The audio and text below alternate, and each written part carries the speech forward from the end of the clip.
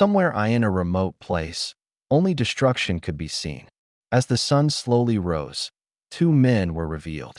One barely towered over the other, who lay on the ground in a pool of his own blood, seemingly dead. Surrounding the battlefield were weapons, craters, burn marks, and a large waterfall, no doubt created by the intensity of the recent fighting. This place would later be known as the Valley of the End. The man barely standing had neck-length black hair, black eyes, and war-worn red armor composed of overlapping metal plates that surrounded his arms, chest, and shoulders for protection, along with a large scroll strapped to the base of his spine. This man was none other than Senju Hashirama, leader of the Senju clan and Shodaime Hokage, first fire shadow, of Kanehagakure no Sato, village hidden in the leaves. Why did it have to come to this, Madara? Hashirama wondered as he walked past the corpse of his old friend.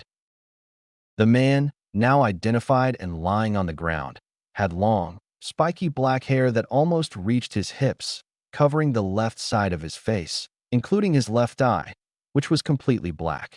He wore the same armor as Hashirama over a black robe. Lying on the ground, with a katana stuck in his chest, was Uchiha Madara, former leader of the Uchiha clan and co-founder of Konoha. I'm sorry, old friend, but you chose the wrong path. Goodbye, and may you find the peace in the afterlife that you couldn't find here, my friend, Hashirama said before turning and walking away from the long battle he had just fought.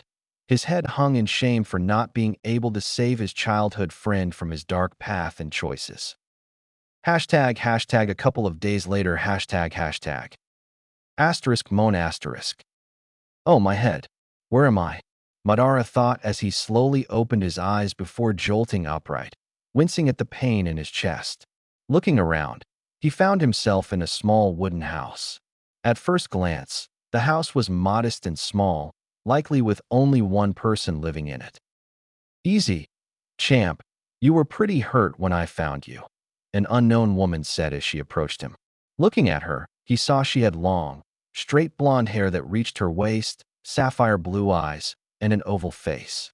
She was wearing a brown shirt that easily showed off her D-cup bust and dark blue pants that flattered her hips. In short, in front of him stood a beautiful young woman smiling at him. Who are you? Where am I? Madara asked the woman with some fatigue, even though he was still weak from the battle. Well, my name is Namikaze Hanako, and as for where you are, we're at my house, in Kome no Kuni, land of rice, near the ocean, Hanako explained with a slight smile that Madara didn't notice. What happened and how did I get here? Asked an impatient Madara as he tried to figure out what had happened because his memory was a little blurry. So many questions. How about you lie back and relax? You're still recovering from your injuries from the fight you were in. You're very lucky I found you and brought you to my home, because even with my help treating your wounds, you barely survived. In fact, there were several times when I was sure you wouldn't make it. After all, not many people survive a sword through the chest. Now, how about you tell me who you are? Hanako said, considering that this man is probably a shinobi. I am the great Uchiha Madara, former leader of the Uchiha clan and co-founder of Kanehagakure no Sato of Hai no Kuni, the land of fire. Madara spoke with great pride for being a member of the Uchiha clan. A bit boastful, aren't you? Hanako replied with a giggle. Madara glared at her, which only made them giggle more. So, are you a shinobi, Madara-san? Hanako asked cautiously, unsure if he could be trusted. Of course. I am one of the most powerful shinobi in the world and only Senju Hashirama, the Shodaime Hokage of the argument. He is my equal in skill and power, Madara said, spitting out the last word with great venom. He still despised the Leaf, as well as his former clan for not following his leadership and abandoning him to follow a Senju, and Hashirama of all people. The latter hurt his ego greatly, since his former clan had chosen his former friend and lifelong rival over him. You still got your ass kicked, though, Hanako said with a giggle that turned into a laugh when Madara glared at her irritably before turning away and muttering something about troublesome blondes in a manner reminiscent of the men of a certain shadow-wearing clan. Well, I'm going to go find some food. You should rest a little more, because it will take you a few more months to fully recover, Hanako said as she turned to leave. Watching her leave, Madara leaned back in bed as he reminisced about his defeat to Hashirama, but he gave a grim chuckle at having gotten what he came for. Hashtag 5 years later, Koum no Kuni hashtag. Many would think that Uchiha Madara was a cold person, incapable of feeling love or affection for another person, but nothing could be further from the truth. In the last 5 years, many things have changed, and although Madara wouldn't admit it under penalty of death, he has grown very fond of Hanako, to the point of treating her like a wife and even abandoning his plans for revenge against the former members of his clan for their betrayal. Maybe this is the peace I've always sought, Madara thought as he looked at the love of his life, who lay beside him with her head on his chest. In the past 5 years, he had embraced the life of a fisherman with Hanako, leaving behind all the battles and wars he had fought. Hanako had also learned about Madara and his clan, the village he helped found, and even about his lifelong rival and former friend Hashirama. Madara had also explained the life of a shinobi and the details of his Kekkei Genkai, bloodline limit, the Sharingan, copy wheel eye. In return, Hanako discussed her life and family, leading to the shocking revelation that her mother was a former member of the Kagaya clan, whose members possessed the Kekkei Genkai Shikatsumiyaku, dead bone pulse, which allowed its user to manipulate their bones and use them as weapons. She explained that her mother had been banished because she did not enjoy battle or bloodshed and had refused to participate in any violent acts. The clan considered her a disgrace and had therefore cast her out. Eventually, she met her father and had a child. When Hanako was 7 years old, her mother died of an illness. Her father, a fisherman, died at sea during a storm when she was 15. Since then, she has been alone. Who would have thought that the great Uchiha Madara would live a simple civilian life away from battle? Ironic, since he had always wished to die in the heat of battle at the hands of a powerful enemy. Madara thought to himself with a chuckle as he almost died at the hands of Hashirama. If leaving the shinobi life is what it takes to be and make Hanako happy, then I will gladly forget my past and focus on the future, Madara thought as he fell asleep, all the while embracing the warmth of his lover. Hashtag 6.5 years later, Koum no Kuni hashtag. 6.5 years later, we saw a happy Madara leaning against a tree, holding his now official wife, Hanako, against his chest. They both looked out to sea as they watched a 4-year-old boy trying to stand on his feet in the water. The boy had spiky blonde hair and sapphire blue eyes with darker blue highlights. His name was Namikaze Minato, the son of Uchiha Madara and Namikaze Hanako. Watching their son trying unsuccessfully to stand on the water made both parents sigh, happy to have such a wonderful son and such a wonderful partner who loved each other. Although Madara had abandoned the ways of the shinobi, he decided to train his son and his wife to defend each other in times of need. Madara also explained to Minato why he was named after his mother. The reason was that the Uchiha were known and feared all over the world, and he didn't want to endanger Minato by giving him his name. This led Madara to display his Sharingan and explain that one day he would also unlock his and his mother's Kekkei Genkai, and to be proud of his heritage. Hashtag 3 weeks later hashtag. Madara was heading home after buying food in the village. As he approached, he felt a surge of chakra coming from his home. Although Madara had abandoned his role as a shinobi, he continued to train to keep his skills sharp in case he ever needed them. Leaving his purchases behind, he ran through the forest toward his house. As the house came into view, Madara saw a bloodied Hanako holding a bone sword and Minato trying to hold off several aimed shinobi, while more than a dozen more lay dead around them. Without hesitation, he vanished at full speed and reappeared just in time to stop a sword strike that would have killed his son. Activating his Sharingan, he stared at the 4 surviving shinobi in front of him.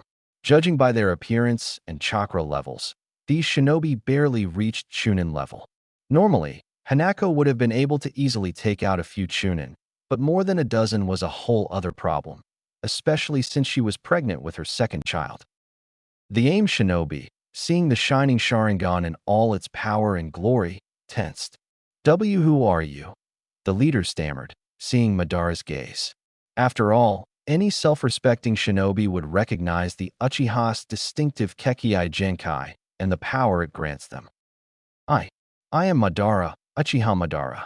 Madara replied as a gust of wind ruffled his hair down his back, enhancing his aura of intimidation and power, capable of cowering all but the most powerful enemies. Hearing his name, the AIM shinobi paled and involuntarily took a few steps back as they saw and discovered the identity of the man in front of them.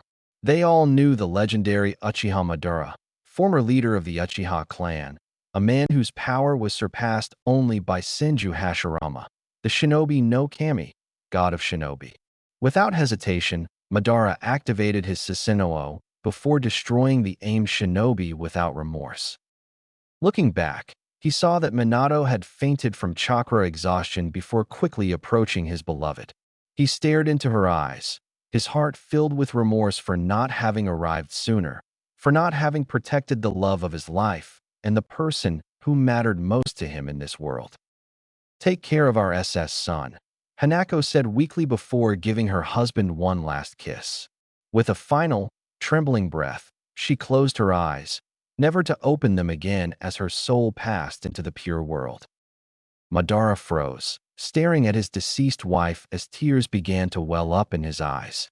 In his mind, he replayed the last 11.5 years of his life. In the past few years, he had only achieved happiness, only to have it now taken away from him. Several hours later, Madara took one last look at his Hanako before burying her with a Doton, earth release, technique. He made a decision that would influence the entire world.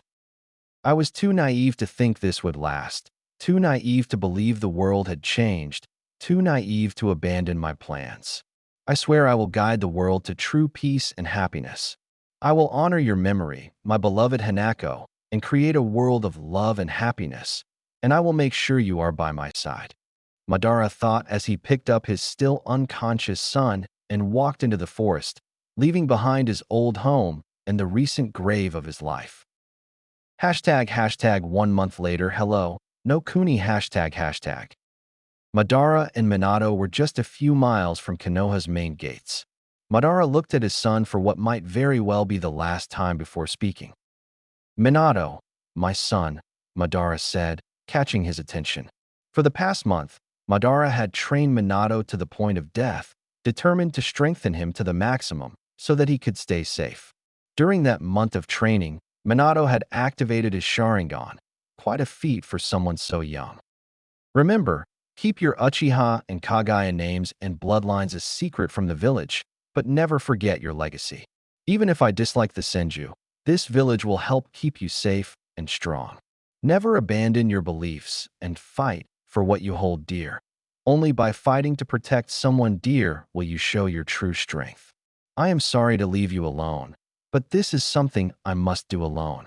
Speak to the Sandaime Hokage, third Fire Shadow, and tell him that you are an orphan and that you wish to join Konoha. He will protect you. There may come a time when we must fight. Until then, goodbye and good luck, and remember that your mother and I will always love you. Madara said before walking away, leaving his son to embark on a new path. Well, I guess that's it, Minato said to himself as he walked toward Konoha's main gate. I swear I'll make you proud, Tu-san, and honor your memory, Ka-san. ## 20 years later, undisclosed location outside of Konoha ##. Screams echoed throughout the chamber. These screams belonged to a 3-kilogram baby, with spiky blonde hair streaked with reddish, almost black strands, and crystal blue eyes. The baby bore a striking physical resemblance to its father, Namikaze Minato. Congratulations, Kushina-san, it's a beautiful boy, the nurse said as she handed the newborn baby to his mother. The mother in question lay on a bed and could only be described as a red-haired beauty, with long, soft crimson hair that reached her waist, purple eyes, and a large, slender breast that adorned her well-developed body. The woman hugged her son for the first time. Hello, Sochi, Kushina said. Minato turned to his son and said, "Welcome to our family, Naruto." "Hello, Sochi," Kushina said. Minato turned to his son and said, "Welcome to our family, Naruto."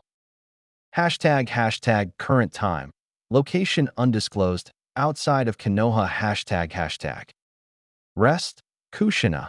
You'll have plenty of time for your Sochi later, Sarutobi Bawako said as she picked up Naruto and handed him to one of the nurses for his first bath before proceeding to check on Kushina. Bawako is a 170 centimeters tall woman with long brown hair tied back in a ponytail and brown eyes. She is around 50 years old and is the wife of Sarutobi Hiruzen, the Sandaime Hokage and previous leader of Konoha. "How are you feeling, Kushina?" Minato asked worriedly from his spot next to Kushina. "I'm just tired," she replied to her husband. "That's fine, honey dash," he started to reply when an unfamiliar voice suddenly interrupted him. "Stay away from the Yondaime Jinchuriki." The voice came from a masked man who was holding Naruto hostage, while the nurse attending to him lay dead on the floor. "Well, let's calm down," Minato said fearfully as he and Bawako stepped away from Kushina and turned to face the man. The concern for little Naruto's safety was evident in his eyes. "Speak for yourself, Yondaime. I'm completely calm," the masked man said as he tossed Naruto into the air in preparation to stab him with a kunai. Suddenly, with a flash of yellow, Minato appeared and grabbed Naruto before disappearing again, this time towards Bawako, to whom he handed Naruto. A whirring noise was heard as Minato quickly realized that 5 explosive tags had been placed on Naruto's blanket. At full speed, Minato ripped the blanket off and threw it away before grabbing Bawako and Naruto and teleporting them to his shelter. Minato house. Konoha house ##. An explosion tore through the air in the distance as Minato appeared with Bawako and Naruto at their safe house.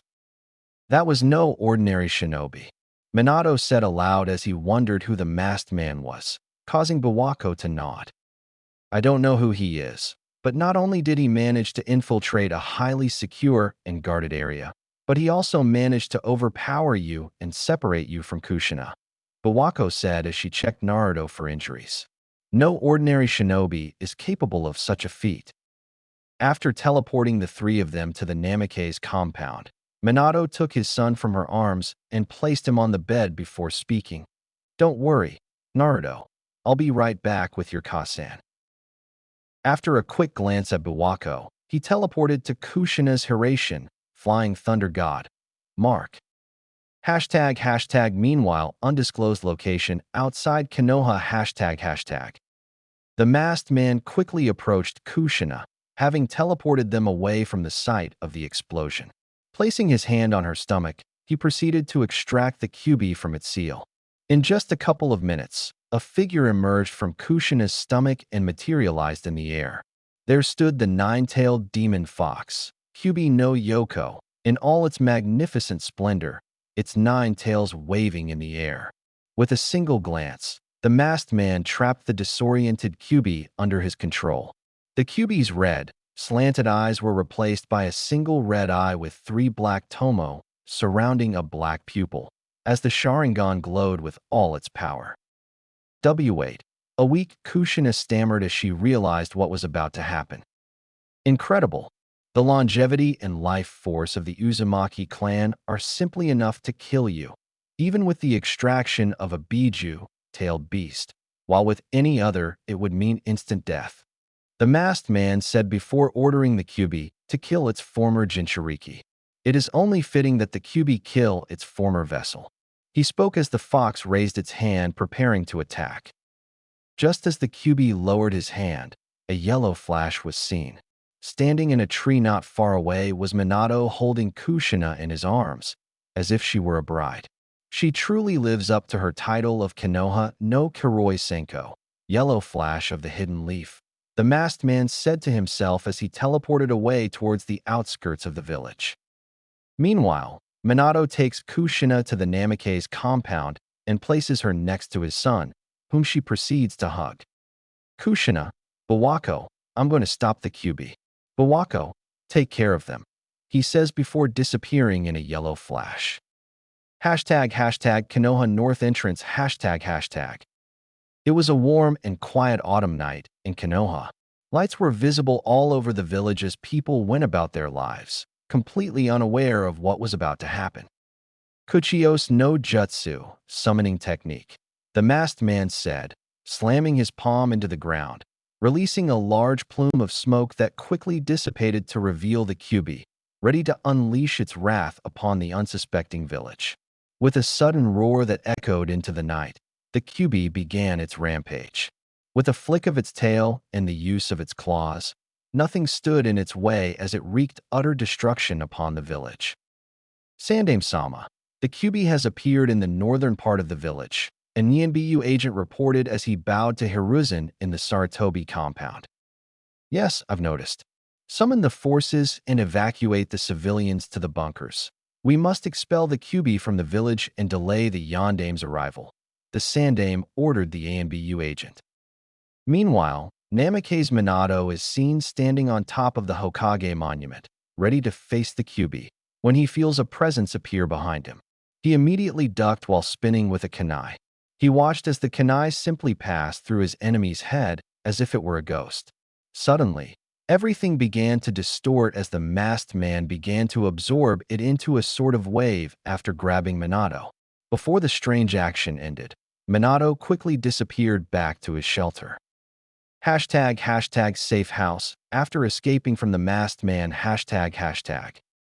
That technique, Minato thought as he reflected on what he had just experienced. It's a more advanced Jakuken, space-time, ninjutsu than mine. It doesn't seem to require seals, or I would have seen them through with my Sharingan. It's better to hide my Sharingan under a Jinjutsu, illusory techniques. I don't know who it is, but their chakra signature seems familiar. Suddenly, a figure begins to appear from what appears to be a vortex a few meters away from Minato. Once the figure fully materialized, Minato realized it was the masked man. The two men stared at each other, each challenging the other to make the first move. "Who are you?" Minato asked as he wondered who could possibly have the power to unleash and control the Kyuubi, the most powerful of the Biju. "Who am I? My name has long been forgotten and scorned in the history of this village. I was once known as Uchiha Madara, but you may call me Toby," he replied with a chuckle at the irony of someone asking a masked man for his identity. "Yes, no? I know for a fact that you are not Uchiha Madara.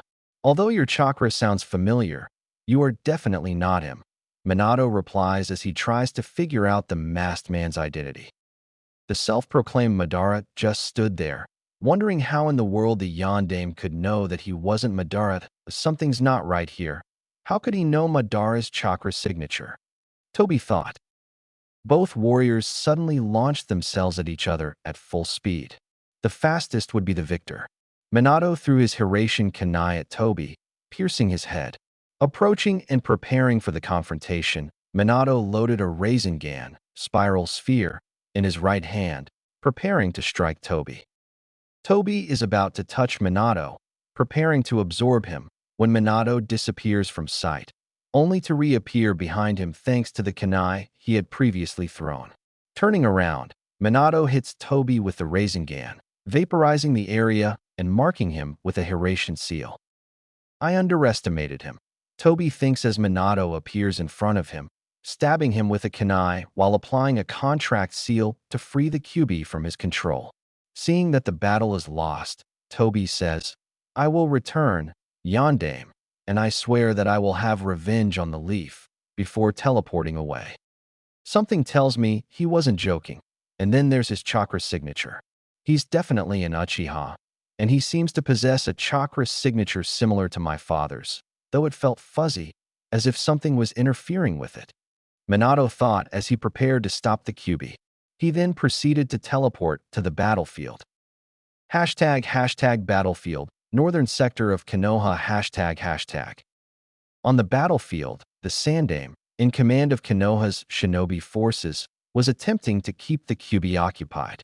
Hiruzen, clad in his battle armor, wielded his personal summon, Enma, leader of the Suru, monkey, summoning clan, in the form of his trusty adamantium staff. Suddenly, Hiruzen heard a shout of Kuchios no Jutsu as Minato appeared atop the Kyuubi. In a puff of smoke, a huge toad appeared and landed on the fox. He was dressed like a Yakuza boss and carried a large sword at his waist. It was Gamabunta, leader of the Gamma, Toad, summoning clan and Minato's personal summon. Try to hold on to the fox as long as you can. It takes some preparation to teleport something that big. Minato yells at the Toad boss over the Kyuubi's roar. Are you crazy? I'm not a miracle worker. Gamabunta shouts. Suddenly, another cloud of smoke rises, and a massive snake that dwarfs both the Kyuubi and Gamabunta appears, quickly wrapping itself around the Kyuubi, further restricting the fox. Then how about you help us? The large snake hissed. It was purple with black rings running down its body, enormous fangs arranged like a constrictor's, green eyes, and four horn-like protrusions on its head. It was Manda, leader of the Hebe, Snake, summoning clan and the personal summon of Orochimaru, a member of the Densetsu no Sannin, legendary 3 ninja. Manda, so that means, Minato said as a figure appeared next to him. It was a man with long brown hair that reached his waist, pale skin, and golden, snake-like eyes with purple markings highlighting them. He wore a light brown outfit tied with a thick purple rope in a knot at the back, underneath which he wore a polo shirt and black pants. In his ears were blue tomo-shaped earrings, and around his neck was a white, gold-encrusted crystal on a platinum chain. Finally, he proudly wore a Konoha Hitai AI on his forehead. I must say this is quite disturbing. I went on a mission for less than a week, only to return and find the village in ruins, the now identified Orochimaru said, sounding exasperated, though a glance in his eyes revealed he was joking. Well, while I'd like to answer, I've just finished preparations and I believe stopping the fox is more important than your pranks right now, Minato replied with a mocking smile. Ah, yes, excellent point, Minato. In that case, you may proceed. We'll help secure the village so there are no unexpected surprises, Orochimaru said as he leaped off Gamabunta's head and headed for the Sandaime. Smiling at the snake Sannin's antics, Minato activated the technique, causing both him and Kyuubi to disappear. Hashtag the clearing near the safe house hashtag. Getting close to the safe house with the Kyuubi took its toll on Minato, causing him to gasp from the massive amount of chakra it took to teleport the Kyuubi so far away. Yondaime, hurry up and seal me. I still feel that damn Uchiha trying to control me into attacking. I refuse to be controlled and used like a puppet, the Kyuubi said to Minato, surprised. "Do you want to be sealed?" He thought in surprise as he teleported to the compound where he picked up Kushina, Naruto, and Biwako for the ritual. Kushina, I need your help restraining the Kyuubi for the ritual. The masked man is still trying to control it. He hurriedly spoke to his wife, who proceeded to summon her Kongo Fusa, adamantine sealing chains, to bind the Kyuubi with what remained of her chakra. The Kyuubi was forced to the ground, its movements restricted. Minato began to make a long series of hand seals, ending the chain with a call of Shiki Fujin, dead demon consuming seal. Yondaime, get off. Kyuubi yells as he feels one of his hands being released and propelled towards his next container in an attempt to kill him. Minato and Kushina step forward to stop the attack without hesitation, resulting in both of them being impaled on the tip of one of Kyuubi's claws. Yondaime/Yondaime. Kushina/Kushina. Kyuubi and Biwako shouted. Biwako immediately ran to their side and tried in vain to heal them. Kushina *, those *we don't have much tea time. Any last W words? Minato asked as blood began to ooze from his lips. Naruto, she begins with a weak nod. I want you to grow up to be a good man and a strong shinobi. Make sure you make friends. You don't need many, just a few, as long as they are your true friends, the ones who will always be there for you. Also, don't drink until you're at least 20, and make sure you stay away from Jiraiya. Finally, make sure you find someone to love and who will love you back. I'm sorry, Minato, I took up all your time. Okay, you pretty much said everything I wanted, he replied before turning to Kyuubi. Kyuubi, can you do me a favor? I want you to look after my son for us. I know he'll probably have a difficult life and could use someone to look after him," he asked. "It would be an honor for me, Yondaime. I promise I'll take care of your pup and make sure he grows up to be an amazing person." The QB replies while wondering how the hell tonight could have gone so wrong. "Thank you," Minato says before turning to talk to Bawako, who is crying. "Bawako, please tell Hiruzen that I'm leaving the village in his hands. Also tell all our friends that it was an honor to meet such amazing and wonderful people, and that I'm counting on them to protect the village," Minato said with a sad smile. Curse, Minato thought to himself. I need to make sure Naruto knows my parents' legacy, but I can't let him go with the Uchiha with the Kyuubi sealed in him and never tell anyone about my heritage. Minato quickly began to think before an idea struck him. That will work. This way I can inform him of his heritage and I can train him in how to use his gifts from my side of the family. Quickly gathering the last of his chakra into his eyes, causing them to begin to spin, he silently calls out, "Tsukuyami, Moon Reader," as he stares down at his son. Minato's breathing becomes even more ragged before he says, "Naruto, listen to what your mother tells you and remember that we will always love you," in a weak tone before using the last of his strength to end the sealing. With a soft whisper of "Hack no Fuin Shiki," 8 trigram sealing style, Minato and Kushina departed. They left behind a suddenly crying Naruto to be picked up by Bawako and prepared for transport back to the village for a proper burial. Hashtag Konoha 5 years after the Kyuubi attack, October 10th hashtag. It was a warm night in Konoha. The sun was beginning to set, bathing the village in a soft light. Lights were coming on, and many people could be seen going about their business. Unlike many other villages, Konoha didn't seem very militaristic or cold, despite being the most powerful hidden village. In fact, many people, if they saw it, would say it wasn't a shinobi village, despite its reputation. It was October 10th, and the village was decorated with ornaments, celebrating the defeat of the Kyuubi that had attacked 5 years ago. Everyone seemed happy to be back in a time of peace.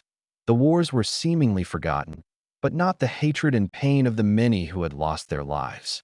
There was one boy in particular who felt very sad and alone. Uzumaki Naruto was an orphan of the Kyuubi attack. He stood about 120 centimeters, 3 feet 11 inches, tall, had long, spiky blonde hair with reddish, almost black streaks that reached his shoulder blades, crystal blue eyes flecked with darker blue, and 3 whisker-like birthmarks on each cheek. He wore a white, short-sleeved t-shirt with an orange swirl on the back and black pants that reached his ankles. Despite appearing to be a normal child, Naruto was hated and despised by most of the villagers, as he represented a painful reminder of the Kyuubi's attack. He had been expelled from the orphanage at the age of 3 and lived on the streets for approximately a month until the Hokages A and Bu found him and took him to the Sandaime. The Sandaime became a sort of grandfather to him and his wife. He had given Naruto a small apartment and a boarding house to live in, but the villagers constantly mistreated and beat him. The village's stores either kicked him out or sold him rotten or defective merchandise for 3 times the normal price, something he also had to deal with at the orphanage. His apartment was constantly broken into and vandalized, the walls covered in death threats and insults. He was forced to bathe in cold water, and the heat and/or electricity were constantly cut off. Due to the mistreatment, Naruto was forced to grow up and become very intelligent along with resourcefulness in order to survive, to the point that he could challenge most Nara in pure intellect. A side effect of this was that he had also become cold and calculating towards almost everyone, except for his precious people, which consisted of the Hokage and his wife, Orochimaru of the Sannin, and the owners of a ramen stand called Ichiraku's Ramen. Only these 5 people cared about Naruto and wondered if he was eating enough or sleeping well. However, it was during his birthdays that things got even worse. During his birthday, the villagers and some shinobi would form a mob that would hunt him like an animal with the intention of beating him to death. This is where we are now. Hashtag with Naruto hashtag. A scared Naruto was running through the streets of Konoha, doing his best to escape from the crowd that was chasing him while the villagers and shinobi that made up the crowd shouted, "Die, demon! Grab him, we'll finish what Yandame-sama started. We'll make you pay for killing our loved one, monster." All the while Naruto could only wonder what he had done to deserve this kind of treatment and such a hard life. "Please stop. What have I done to you?" Naruto shouted, running as fast as his legs, although they were starting to tire from the stress. "Oh, please. You know very well what you did, demon.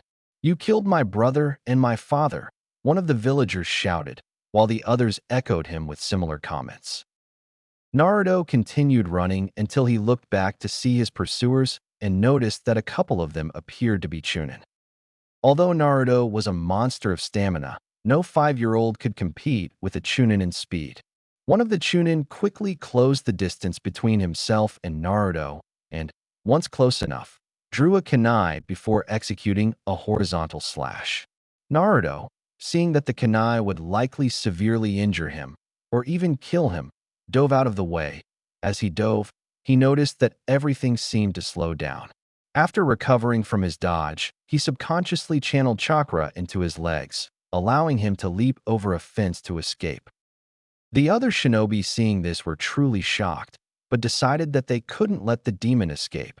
So they all quickly took out some kunai before throwing them at him, while shouting, "Kunai Kagebushin no Jutsu," kunai shadow clone technique, causing the dozen kunai to multiply into about 30, all of which headed towards Naruto at high speed. Knowing he couldn't dodge them all in midair, Naruto began observing and calculating how best to dodge or deflect them. That's when it happened. His vision suddenly cleared, while the kunai seemed to come to an almost complete stop, allowing him to see where they would land just by looking at them. Following his instinct, Naruto channeled chakra into his hand, causing a kunai made of what appeared to be bone to grow from his palm. Raising the bone kunai, he began deflecting almost all of the kunai, except for one that managed to slip past his guard and stuck into his shoulder.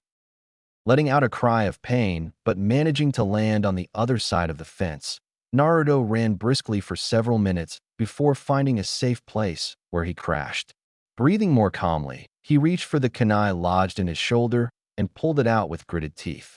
After withdrawing the kunai, he noticed the wound was already closing rapidly. The bleeding stopped as it sealed. "Why am I the only one who recovers so quickly?" he asked himself before starting to walk through the alleys of the village, making sure to stay in the shadows to avoid enemies. As he walked, he noticed he was still holding the bone kunai and that his vision was different. He saw in black and white, and he could see what looked like blue flames inside people, surrounding their bodies, along with the faint outline of strange lines running through their insides. He strained his eyes to try and get a better look before suddenly passing out in the alley he was standing in.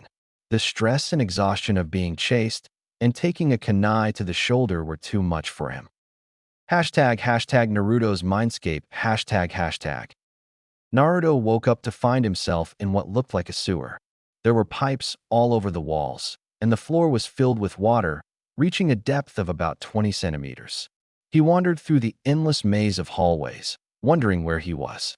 Suddenly, he heard a soft male voice calling his name. "Follow my voice," he said. Naruto didn't know who or what was calling him, but he felt drawn to the speaker.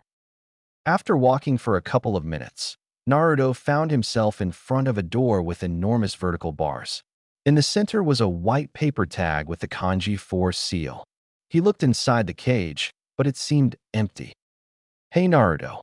The voice suddenly sounded from beside him, causing Naruto to jump back in surprise before noticing a man peeking out of the cage on the sewer wall. Naruto looked at the man closely. He saw that he was about 190 centimeters, 6 feet 2 inches, tall, had spiky blonde hair with 2 bangs framing his face, and sapphire blue eyes.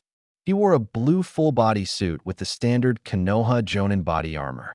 Over this, he wore a white cape with red flames on the bottom and the kanji 4, Yandame Hokage on the back. "Why Yandame H Hokage-sama?" Naruto stuttered. He knew perfectly well what had happened 5 years ago, and that the Yandame had died defeating the Kyuubi. He was a hero, and not just any hero, but Naruto's personal hero. My name is Namikaze Minato, and I was the Yondaime Hokage, he said, looking at the small boy in front of him and wondering how he could have appeared so soon. Naruto looked to be 5 years old at most, so what could have caused the necessary specifications to be met? What? You're supposed to be dead. Am I dead too? Naruto asked. No, you're not dead, Naruto. Unfortunately, I, on the other hand, am dead, Minato replied calmly. But you're dead, Naruto began. Where am I and how do you know my name? He asked, wondering what the hell was going on.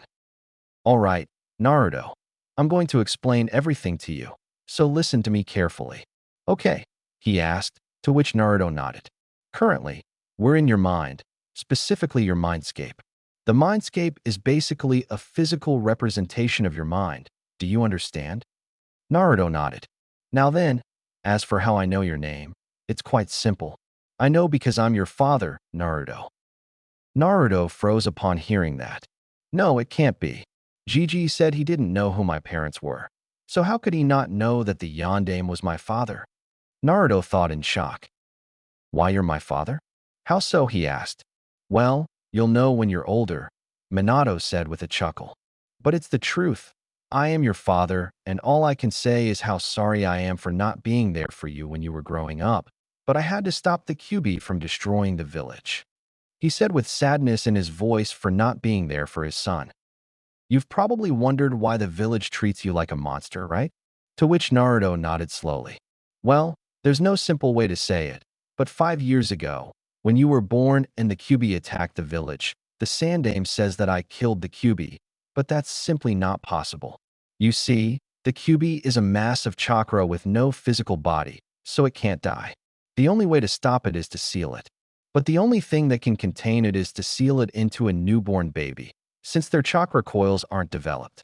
So, unfortunately, the only way to save the village was to seal it inside you, Minato explained somewhat embarrassedly, wondering how Naruto would react. What? What do you mean you sealed it inside me? Does that mean I'm the Kyuubi? He asked, now understanding the meaning of all the nicknames he'd been called in the village. No, you're not the Kyuubi, nor a monster, you're my son. What I meant by sealed is that the Kyuubi is trapped inside you, behind these bars. Kyuubi, you may come closer, Minato explained, addressing the bars. Suddenly, behind the bars of the seemingly empty cage, Naruto saw 2 glowing red eyes with vertical black pupils appear. As he approached the bars, Naruto noticed the enormous figure of a 9-tailed fox swinging violently behind him. There, behind the door, stood the most powerful being in the world, the most powerful of the 9 Biju, the Kyuubi no Yoko, the 9-tailed demon fox. Naruto, seeing the enormous entity, jumped back, scared to see the monster that had attacked the village and was responsible for so many deaths. You have no reason to fear me, little one, Kyuubi said as he looked at the poor boy. He knew perfectly well what the villagers had done to him, and they called him a monster. Naruto, Minato said, catching Naruto's attention. This is Kyuubi, and it's not the demon everyone thinks it is. The attack 5 years ago wasn't its fault. Minato began before explaining what happened that fateful night. From Naruto's birth, to the masked man releasing the Kyuubi and controlling it to attack the village, and finally, when Minato sealed the Kyuubi inside Naruto. Naruto remained frozen, absorbing what had happened and everything his father was telling him. Naruto didn't know what to do or say. This was too much. Naruto, Minato continued. I'm so sorry I had to seal the Kyuubi inside you. You've had a difficult life so far, but I trust that with this, things will get better a little, Minato said before touching Naruto's stomach, handing him the sealing key, and opening the cage. What are you doing? Naruto asked, worried because his father had opened the cage and let Kyuubi out. Naruto, I told you that the Kyuubi wasn't to blame that night. The Kyuubi will help you grow, will be by your side to aid you in battle, and will give you advice. The only thing I ask of you is that when you are close to death, you release the Kyuubi. It doesn't deserve to be locked away and used as a weapon, Minato said. Will you really be my friend? Naruto asked, still a little afraid of the fox, but with a hint of hope in his voice. Of course, I'll look after you and help you grow stronger so you can protect your home and friends, the Kyuubi replied. What happened next surprised both Minato and Kyuubi. Naruto suddenly left his Tusan's side and jumped onto the Kyuubi's paw. So soft and warm, he said, prompting chuckles from both Kyuubi and Minato. Now, Naruto, there's more I need to tell you. I don't know if you've noticed, but don't you think your vision is different? Minato asked. Yes, it's actually all black and white, and I've noticed that people seem to have a blue flame inside them and are surrounded by a blue aura. I can also vaguely make out some strange blue lines running through their bodies. For example, I can see the blue flames and lines on you, Tusan, while the Kyuubi is a deep red, Naruto replied. Good. Now Naruto, do you know who Uchiha Madara is? And what do you know about the Kagaya clan of Kirigakure, village hidden in the mist? Minato asked, receiving a grunt of disgust from the Kyuubi, showing that he had no affection for the former leader of the Uchiha clan. Yes, I know he was one of the founders of Konoha and the former leader of the Uchiha clan, considered one of the strongest clans in the world. As for the Kagaya, I haven't heard anything about them except that they are supposed to be one of the strongest clans in Kiri, Mist, Naruto said, surprising Minato with what he knew about Madara and the Kagaya. Even though Naruto was 5 years old, he was very intelligent and enjoyed reading. Unfortunately, he couldn't go to the library, as every time he tried, the librarian would kick him out. You're right about Madara, though I'm surprised at how much information you know about the Kagaya. Anyway, what you, or anyone, doesn't know is that Madara is my father and my mother was a descendant of the Kagaya. I never told anyone because I chose to keep it a secret, she said. Naruto's eyes widened at the knowledge that Uchiha Madara was his Aji-san grandfather, and that his Obi-san grandmother was a Kagaya. I am the son of the Yondaime, grandson of the great Uchiha Madara, and descendant of the Kagaya. Giggle, there's no way I won't become Hokage. Naruto thought. Huh. With you as my Tusan, Madara as my Aji-san, and Kagaya as my Oba-san, there's no way I won't become Hokage, Databane. Naruto shouted as he raised his fist, causing Minato to grin. I don't doubt you will, Naruto, Minato said before ruffling his hair. You know that the Uchiha clan has a Kekkei Genkai, more specifically a Dojutsu, a technique, right? Naruto nodded. This Kekkei Genkai is called a Sharingan, and you've managed to unlock the first level. Just look at the ground and you'll see it. Naruto looked down and observed his reflection. His eyes had changed from crystal blue to blood red, with a single black tomo in each eye. The Sharingan will continue to evolve until it is fully mature. This will be marked through the different levels. The most basic levels will be completed when your eyes acquire 3 tomo each. After this comes the 4th level, known as the Mangekyo Sharingan, Kaleidoscope Wheel Eye, which will be characterized by the tomo in your eyes merging into a single image. The final level, Eye no Mangekyo Sharingan, Eternal Kaleidoscope Wheel Eye, is characterized by the appearance of a second image that is superimposed on the original. Naruto was buzzing with excitement at the thought of increasing the power of his Sharingan. His attention returned to his Tusan as he cleared his throat.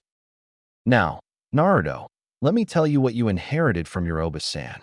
You see, Kagaya also possesses a Kekkei Genkai known as Shikatsumiyaku, which allows its user to control their osteoblasts, responsible for producing bones, their osteoclasts, cells in charge of breaking down bones, and the ability to regulate the calcium density of their bones. This allows them to use their bones as weapons, generating new bones and shaping them into various tools and weapons. Minato explained. Shikatsumiyaku users are exceptionally dangerous in taijutsu due to their ability to sprout bones from virtually any part of the body and form internal armor, he told Naruto, whose eyes glittered at the thought of using the Shikatsumiyaku and Sharingan together in combat. I'm amazing, Databane, Naruto shouted excitedly. Yes, Naruto, Minato laughed.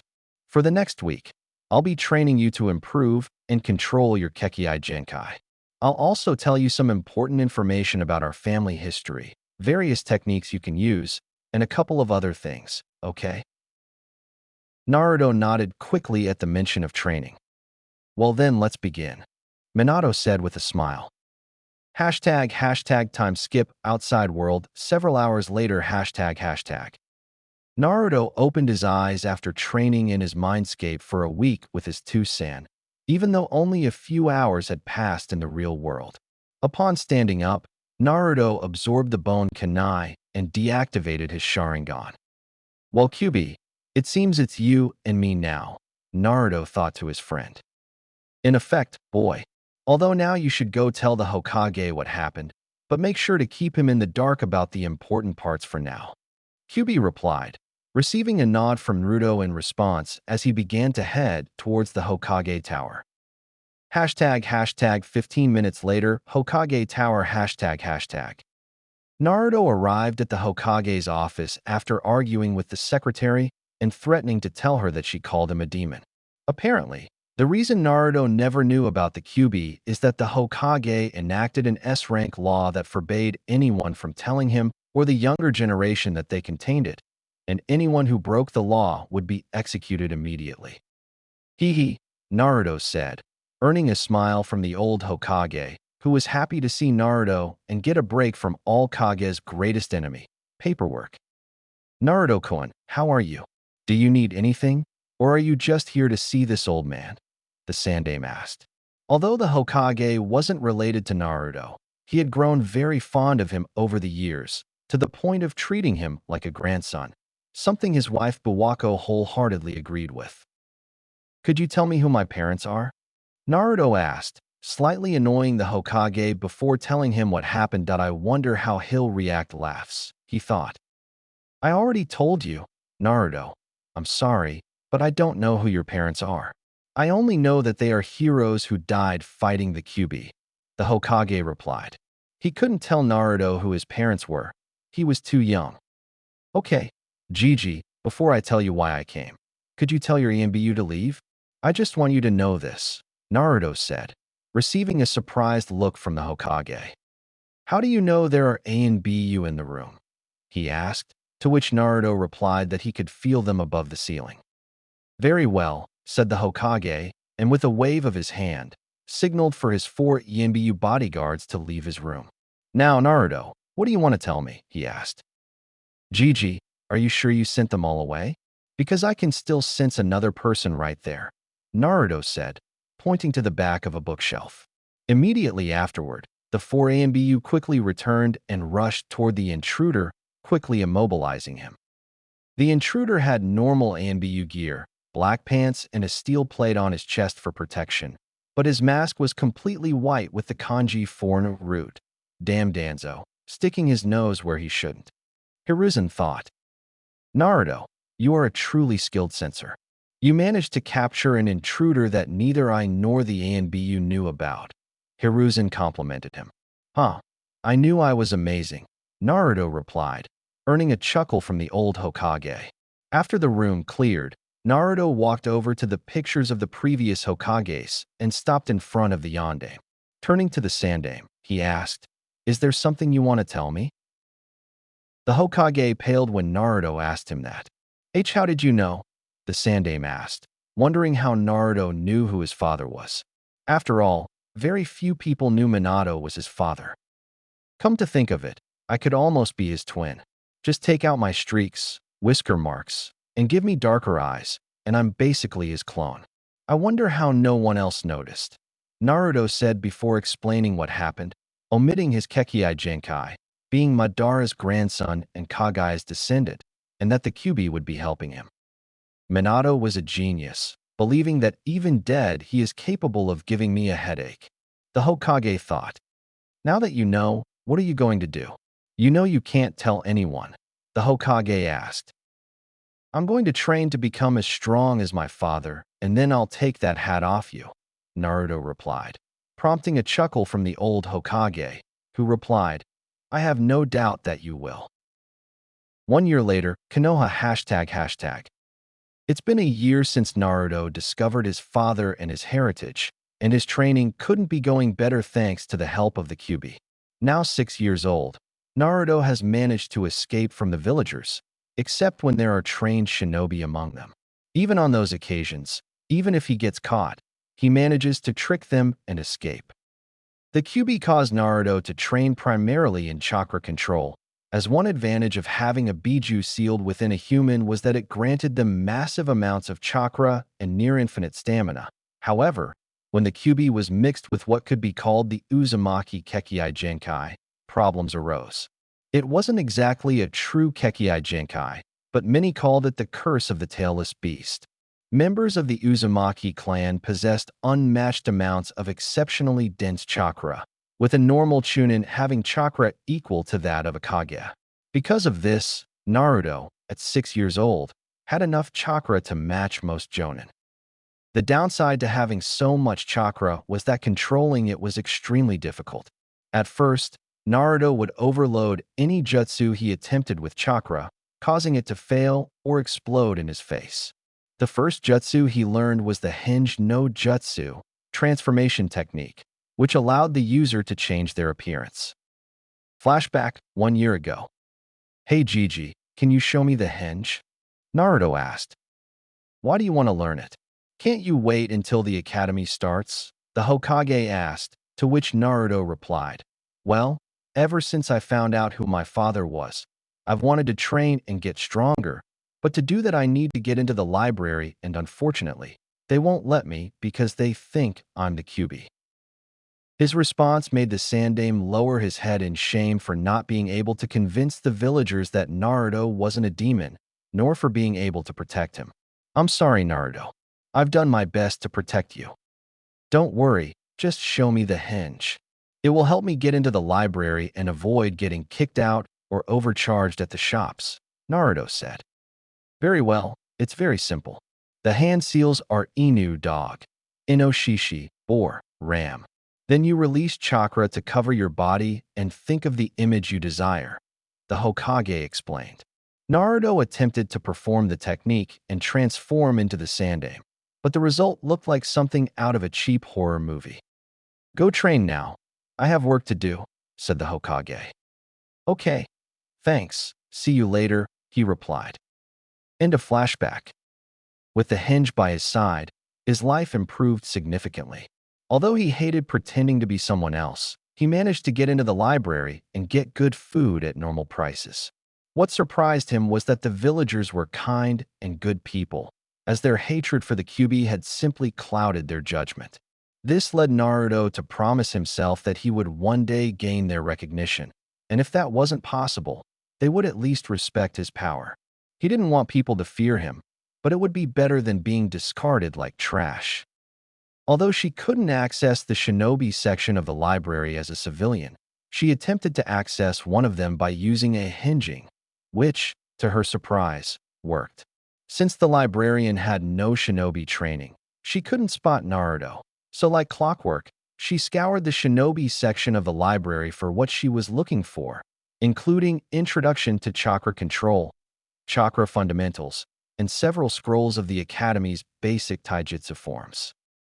One of the greatest things he could have ever wished for was his Sharingan. Thanks to a week of training in his mindscape with his father, his Sharingan fully matured, with 3 tomo in each eye. Whenever he encountered a shinobi at one of the training grounds, he would observe them with his dojutsu to try to learn whatever he could. Thanks to the maturity of his eyes, he was able to observe and copy various jutsus, such as the Kawarimi no Jutsu, substitution technique. One night, Naruto decided to sneak through the village and enter the Namikaze compound. Biting his finger to draw blood, he pressed the bloody finger against the main gate to open it. A small column of smoke formed before Naruto opened the gate and entered the compound. The compound was small, much smaller than that of the Hyuga or Uchiha. At first, he considered entering, but knowing he couldn't let anyone see him, he dismissed the idea and waited until he could reveal who he was. Looking around the complex, he found it had 5 bedrooms, 3 bathrooms, 3 living rooms, and a couple of storage rooms. However, the largest room was the library, which contained numerous scrolls of taijutsu, ninjutsu, some jinjutsu, few ninjutsu books written by his father and others, and dozens of kenjutsu from the Uzumaki clan. There were also many journals and magazines belonging to both the Uzumaki and Kagaya clans. His father must have collected everything he could on the Uzumaki and Kagaya, which he kept here with his mother, due to both of them being the last of the Uzumaki and Kagaya, respectively. Since the Namikaze were never a shinobi clan, only civilians, his father hoped to found his clan alongside the Uzumaki here in Konoha. Minato had never given a name to his taijutsu style, but it appeared to be a combination of the Hyuga's Juken, the Uchiha Sekendu, way of the intercepting fist, and Muay Thai, the art of 8 limbs. The style was designed to predict, avoid, and counter an opponent by using punches, kicks, elbows, and knees to pressure points and weak points on the human body.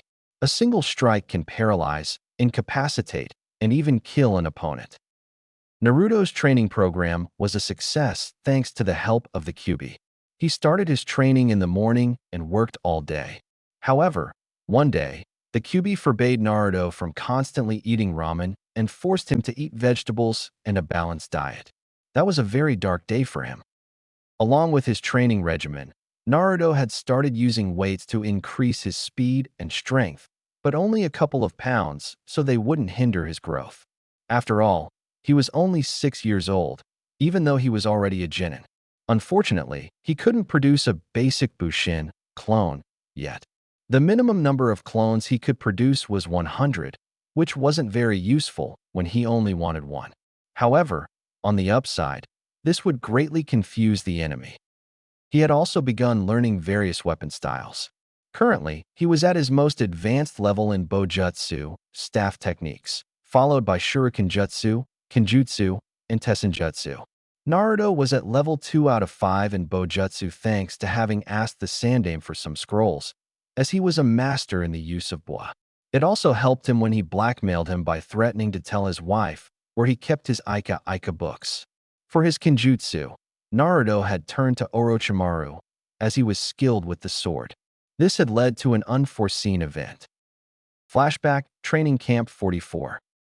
Naruto was heading to Training Camp 44, also known as the Forest of Death, in search of the snake Sannin Orochimaru in hopes of gaining help with his Kenjutsu.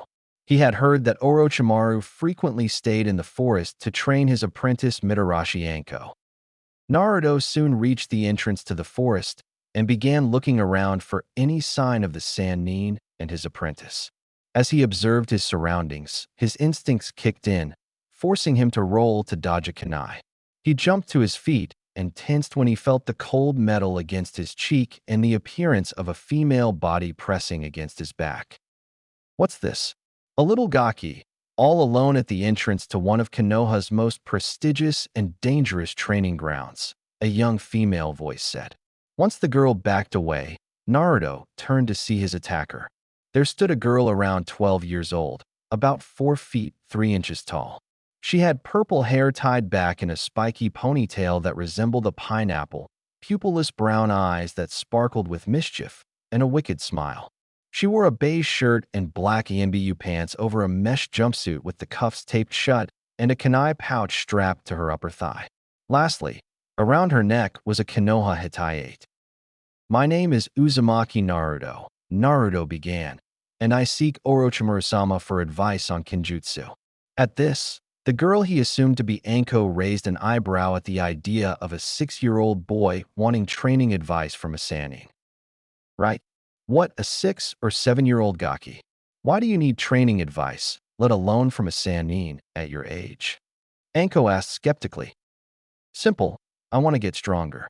I need to get stronger to prove that I deserve the respect of others and to protect myself and those I love, Naruto explained with a serious voice and determination in his eyes. Asterisk kukuku asterisk. Well, that does sound like a good reason to get stronger, Naruto-kun. A voice suddenly came out of nowhere. Looking around in shock, Naruto and Anko watched as the Hibi-Sannin vanished before their eyes, smirking and arms crossed. Orochimaru wore a black ANBU-style polo shirt and pants, a kimono-style jacket, and gray ninja sandals. At his waist was a double-edged sword with a bandage-wrapped hilt, a snakeskin pattern guard, and a purple magatama marking where the blade met the guard. The blade was in a black sheath held by a purple rope belt. Orochimaru-sensei, Anko exclaimed. How long have you been there? She asked in disbelief. She hadn't felt her sensei so close before. My dear Anko-chan, you still have a long way to go before you can sense me. And to answer your question, I've been here since the beginning of your little encounter. Orochimaru replied and gave Anko a look that promised they would discuss their little ruse later. This made Anko blush in embarrassment before pouting at the thought of the lecture she would undoubtedly receive for attacking 6-year-olds. So, Naruto-kun, what exactly did you want to know? He asked the red-haired blonde. After all, it wasn't every day that the 6-year-old son of two close, deceased friends came to him asking for advice on how to use a sword. Well, he began, I'm hoping you can give me some advice on how to begin my training and what kind of sword you think would suit me. He finished. As Orochimaru began to hum, Naruto felt his gaze subconsciously drift to the jin the Sannin wore at his waist. The 6-year-old didn't know what it was, but something about the sword seemed to call to him. Orochimaru, noticing Naruto's attention focused on his sword, raised an eyebrow in curiosity. Drawing the sword from his waistband, he raised it towards Naruto until it was just over a foot away. The entire time, Naruto's gaze never left the sword, as if he were entering some sort of trance. Now very curious about the red-haired blonde's behavior, Orochimaru indicated for Naruto to take the hilt. Naruto reached out and slowly grasped the handle.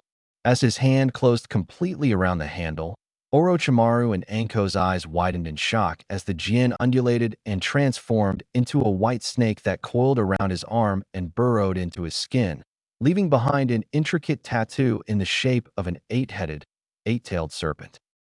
Orochimaru and his apprentice stared at the tattoo in fascination before several puffs of smoke caught their attention.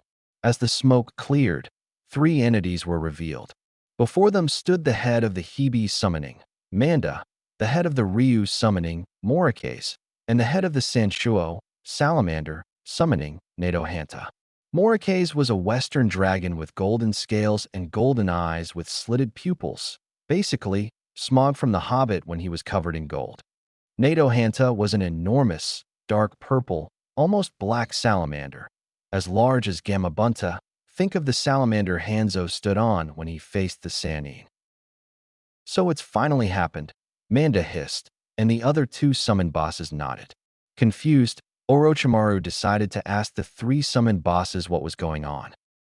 Excuse me, could one of you explain to me what exactly is going on here? Orochimaru asked as he looked at the 3 bosses. It was Morikase who answered. In short, Summoner Hebe, we are here thanks to the fulfillment of a prophecy given by the original head of our 3 clans, Yamada no Orochi. This prophecy was given just before Yamada no Orochi's disappearance, and it stated that the successor and future summoner of our clans would be determined by Kusanagi no Tsurugi. This person would be able to summon all 3 clans and would lead us to new heights. He explained. Orochimaru and Anko were stunned by his explanation and continued to interrogate the 3 chiefs for several hours. Flashback over. When Naruto finally regained consciousness, the 3 main summons had left and Orochimaru had explained everything to him. Now, along with his summons, the Hebe Sannin would occasionally teach Naruto everything he needed to know about how to use his new summons, as well as his new sword, the Kusanagi, which had the ability to extend greatly, cut through almost anything, was imbued with futon and right-un chakra, and was coated in a poison that changed with every swing of its blade. But what surpassed all these developments was his tactical mind. Perhaps because he carried a sealed kitsune within him, he was extremely cunning and skilled with traps, which, combined with his prankster's mind, guaranteed that the next few years would be dark times for Konoha. One day, Naruto was walking through the village, and since his hinge wasn't up, he got the usual looks and the occasional empty bottle thrown his way, which he simply dodged. Naruto was going to eat his weekly ramen, since Kyuubi only allowed him to eat it twice a week, which was better than nothing. Stupid fox and his damn vegetables, he thought. Ungrateful Gaki. If you only eat ramen, you'll end up a dwarf. Your body needs the proper vitamins and nutrients to grow, Kyubi said. Over the past year, they had grown closer, or like a human and a fox several meters tall. If you ignore the constant bickering and death threats, you could tell how much they loved and respected each other. Good, I understand, Furball. Naruto replied as he continued walking towards Ichiraku. He wasn't paying attention to anything until he heard a couple of children arguing. Feeling curious, he headed towards the noise, where he ran into 3 boys around 10 years old, probably students from the academy, who were playing with a girl. She looked to be around his age, with neck-length dark blue hair and the characteristic white eyes of the Hyuga clan, with a hint of lavender. Determined to help her, Naruto ran towards them. "Hey, leave her alone," Naruto shouted in an attempt to get the girl's attackers away. "Oh, if that isn't a kid playing the hero. Go away before we hurt you too." He assumed that was what the leader had said. This made Naruto jump in front of the girl to protect her while he unsheathed his bow and assumed a defensive stance to show that he meant business. The stance consisted of his left leg slightly in front of his right, knees bent, and both hands gripping the bow upside down. Seeing his stance, the other 2 thugs hesitated. "He's just trying to scare us," said the leader, encouraging the other 2 to regain their courage. "Let's teach him a lesson." He finished as the 3 of them lunged at Naruto. One of the boys threw his right arm forward to try and punch Naruto, who responded by using his boa to deflect the boy's fist and then flipped his staff around, hitting Naruto in the chin with an uppercut. Another boy tried to punch Naruto from behind, but Naruto ducked before catching him in the leg, causing him to stagger forward and get hit by Naruto's knee, causing him to fall to the ground in pain. Naruto turned to the last boy and the main bully, who froze as he watched his friends being effortlessly defeated. Determined, the bully picked up his 2 friends and fled before he too could get hurt. Seeing this, Naruto turned to the girl and asked, "Are you okay?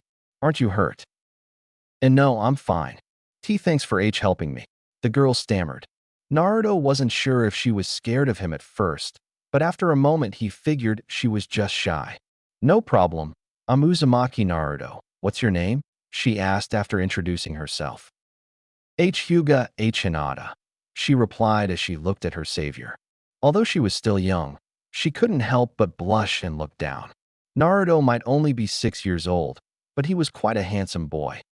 "Come on, let me help you up," he said, taking her hand and carefully pulling her to her feet, noticing that she had not mastered the Hyuga Soak no Juinjutsu, Hyuga main family curse seal technique, also known as Kago no Tori Juin, caged bird curse seal.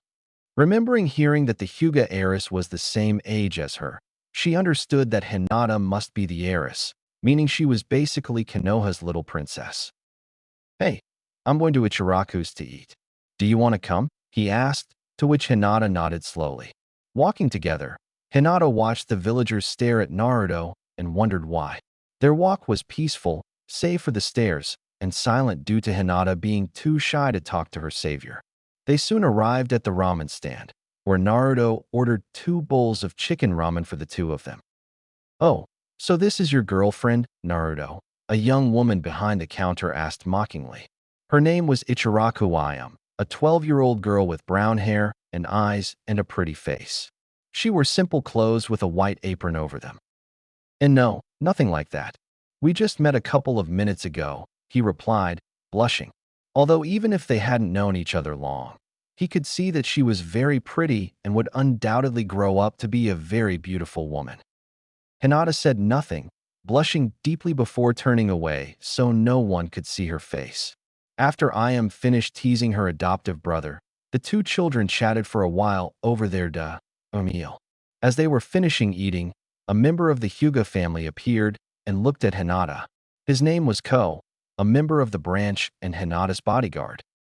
"Here you are, Hinata-sama. Your father is waiting for you," he said before taking her hand and beginning to guide her. "Gee, goodbye, Naruto-kun. It was nice meeting you," she said, to which Naruto responded with a sly smile before going back to finishing his food. "Looks like you've managed to get yourself a little vixen," Kyubi said with a giggle. "She is not my girlfriend, Naruto thought angrily.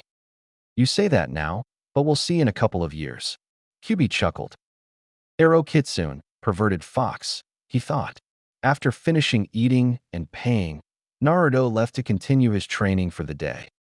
Hashtag a few weeks later hashtag. Naruto was returning home after finishing his training and, like any other day, his entire body ached. Over the past few weeks, he had increased his taijutsu and kenjutsu training and had begun to increase the difficulty of his shuriken jutsu. He could now hit a target with kunai and shuriken with lethal accuracy at 40 meters thanks to his Sharingan. On his way home, he spotted two chakra signatures weaving their way through the forest. Curious, he placed 2 fingers on the ground before focusing on his chakra. He quickly discovered that one of the signatures was his new friend Hinata, whom he'd met a few weeks ago. Wondering what she was doing so late, he went to find her. Approaching her signature, he saw a shinobi with a Kumo Hitaiate on his forehead. Naruto instantly recognized him as the Kumo ambassador, who had come to form an alliance between their 2 villages. Noticing the sack on his back that emanated Hinata's chakra signature, he immediately understood that she was being kidnapped. Acting quickly, Naruto threw a pair of shurikens at the shinobi, who deflected them with ease. Turning to face his attacker, the Kumo ninja was surprised to see that it was a small child. Kid, you better run away before I decide to kill you. I'm a jonin, you're no match for me, the man said arrogantly. Naruto knew he was a high genin, but to beat a jonin, he needed to be cunning. He also knew he needed to alert someone to provide backup. Kit, switch with me. I'll send a fireball into the sky to alert the ANBU. Naruto quickly agreed and switched with Kyubi, who proceeded to launch hand seals before shouting Katan. Gokakyu no Jutsu, fire release, great fireball technique, and releasing a large gout of fire into the sky. The Kumo shinobi was both surprised and impressed. A 6-year-old boy shouldn't have the chakra necessary for C-rank ninjutsu. Naruto, knowing he needed to buy time, activated his Sharingan behind a Jinjutsu covering his eyes and summoned his Kusanagi. He didn't care if any of his secrets got out. All that mattered was keeping Hinata safe. The Kumo shinobi quickly engaged Naruto in an attempt to kill him and escape before reinforcements arrived. Throwing a pair of shurikens, the Kumo ninja shouted, Shuriken Kage Bushin no Jutsu, causing the shurikens to multiply into several dozen.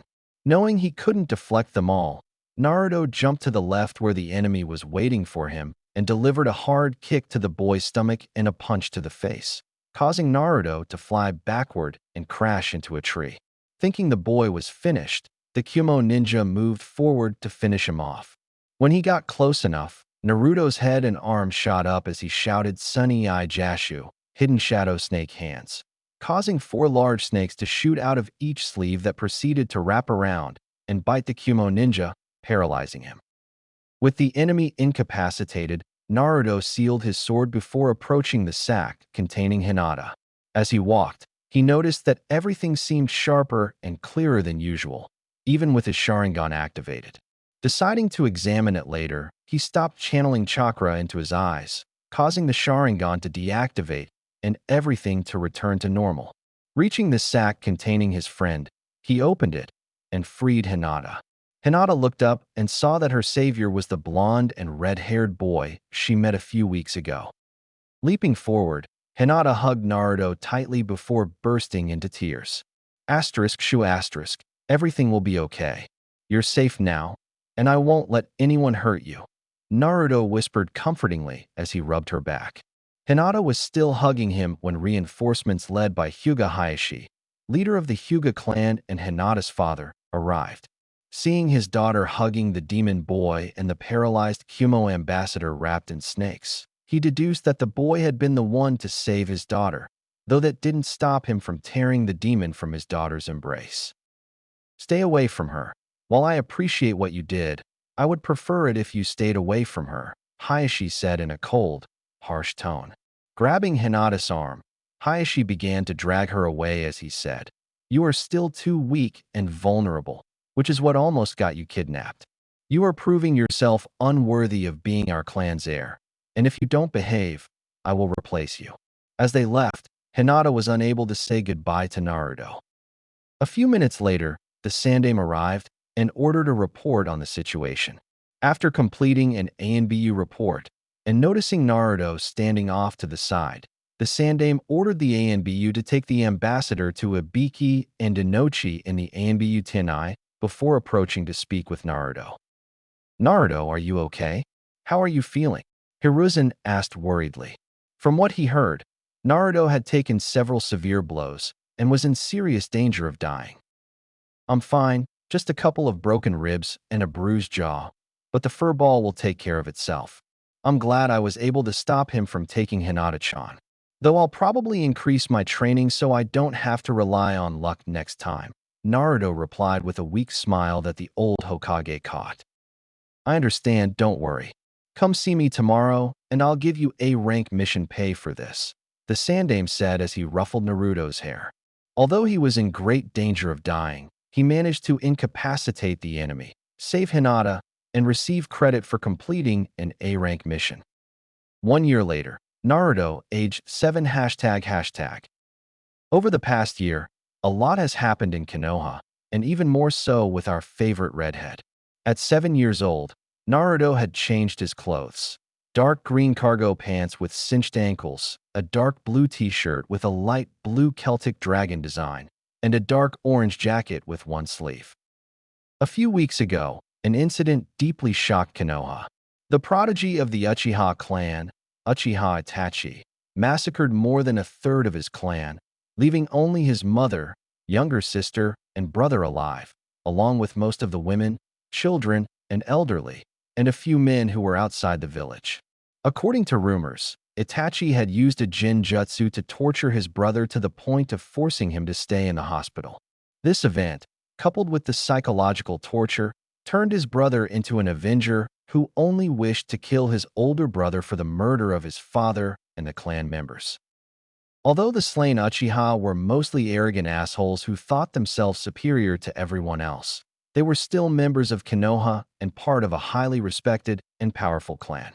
The resulting funeral was a massive one, with nearly every resident of Konoha, including the remaining members of the Uchiha clan, present to pay their respects. The Sandaime and the clan leader, Uchiha Makoto, gave a eulogy for the fallen. Naruto watched the service from afar sadly. Although he didn't know them and disliked their arrogant attitudes, they were still members of his family in a way and didn't deserve to die. He was also somewhat worried. Although he was young, he had learned early on that not everything was as it seemed, and this whole massacre business smelled fishy. After reflecting on the matter, Naruto decided to put aside his suspicions for the time being and inform the Sandaime and Makoto about his legacy, but keeping it a secret from the entire village. This would have two advantages. First, it would allow him to have the support of a clan leader, and second, he could have allies when he finally revealed his legacy to the village. He also decided that he would graduate from the academy as soon as possible. When Naruto first saw the academy's curriculum and showed it to Kyuubi, they both wondered how Konoha was still the strongest village. The academy starts for children at age 8, and the curriculum lasts for 6 years. In recent years, the academy had been shifting to a more theoretical curriculum instead of a more balanced version. This meant that it focused more on history, mathematics, and basic chakra theory rather than the more practical arts like chakra control, taijutsu, shuriken jutsu, and jutsu practice. In fact, from what he could find out, the written text for the graduation exam counted for over half of the passing grade, with the ninjutsu portion taking up 2/3 of the final.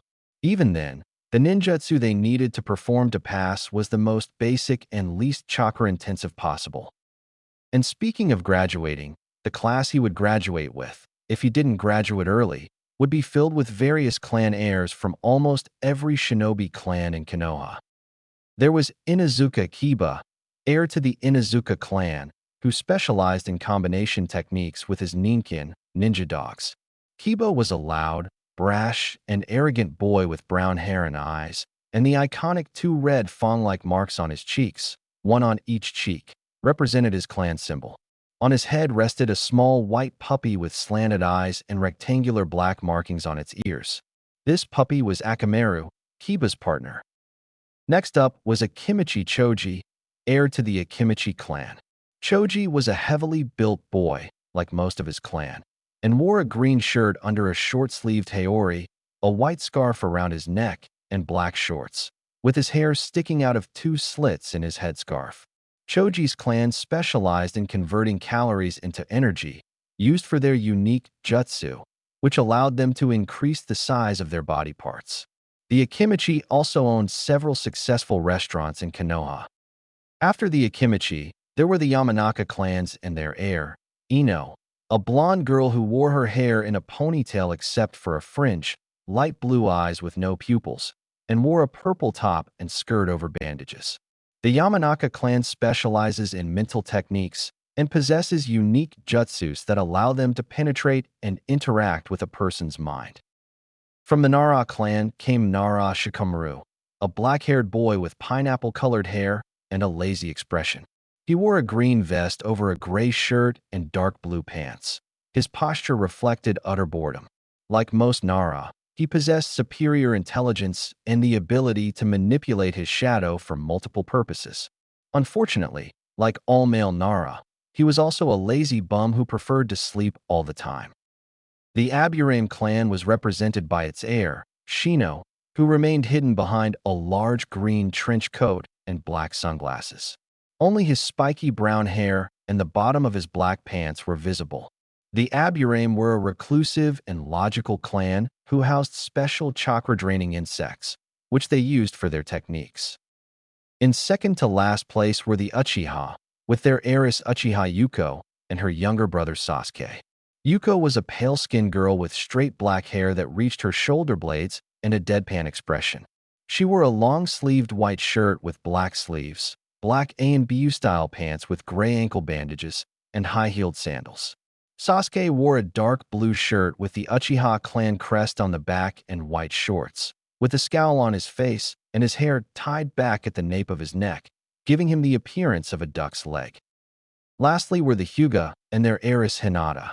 The Hyuga, like the Uchiha, were known for the Byakugan, white eyes, dojutsu which allowed them near 360-degree vision, the ability to see the chakra network and the 361 tenketsu that run through it, the ability to see through objects, and finally, the ability to see great distances. Combining this with their jukin, they were easily one of the strongest clans in Konoha, if not stronger. Ever since he had saved her, Hinata had admired Naruto, which soon began to turn into a crush that steadily grew the longer they hung out. The two were best friends and would hang out as often as they could, resulting in Hinata's father, Hayashi, slowly warming to Naruto as he observed the positive effect he was having on his daughter. Unfortunately, this class also seemed to have a record number of the plague known as fangirls, the largest being a pink-haired girl named Haruno Sakura, daughter of civilian council member Haruno Akira. Naruto found it odd that the only civilian council member who did her duty and was a proud and respectable woman had a daughter like Sakura.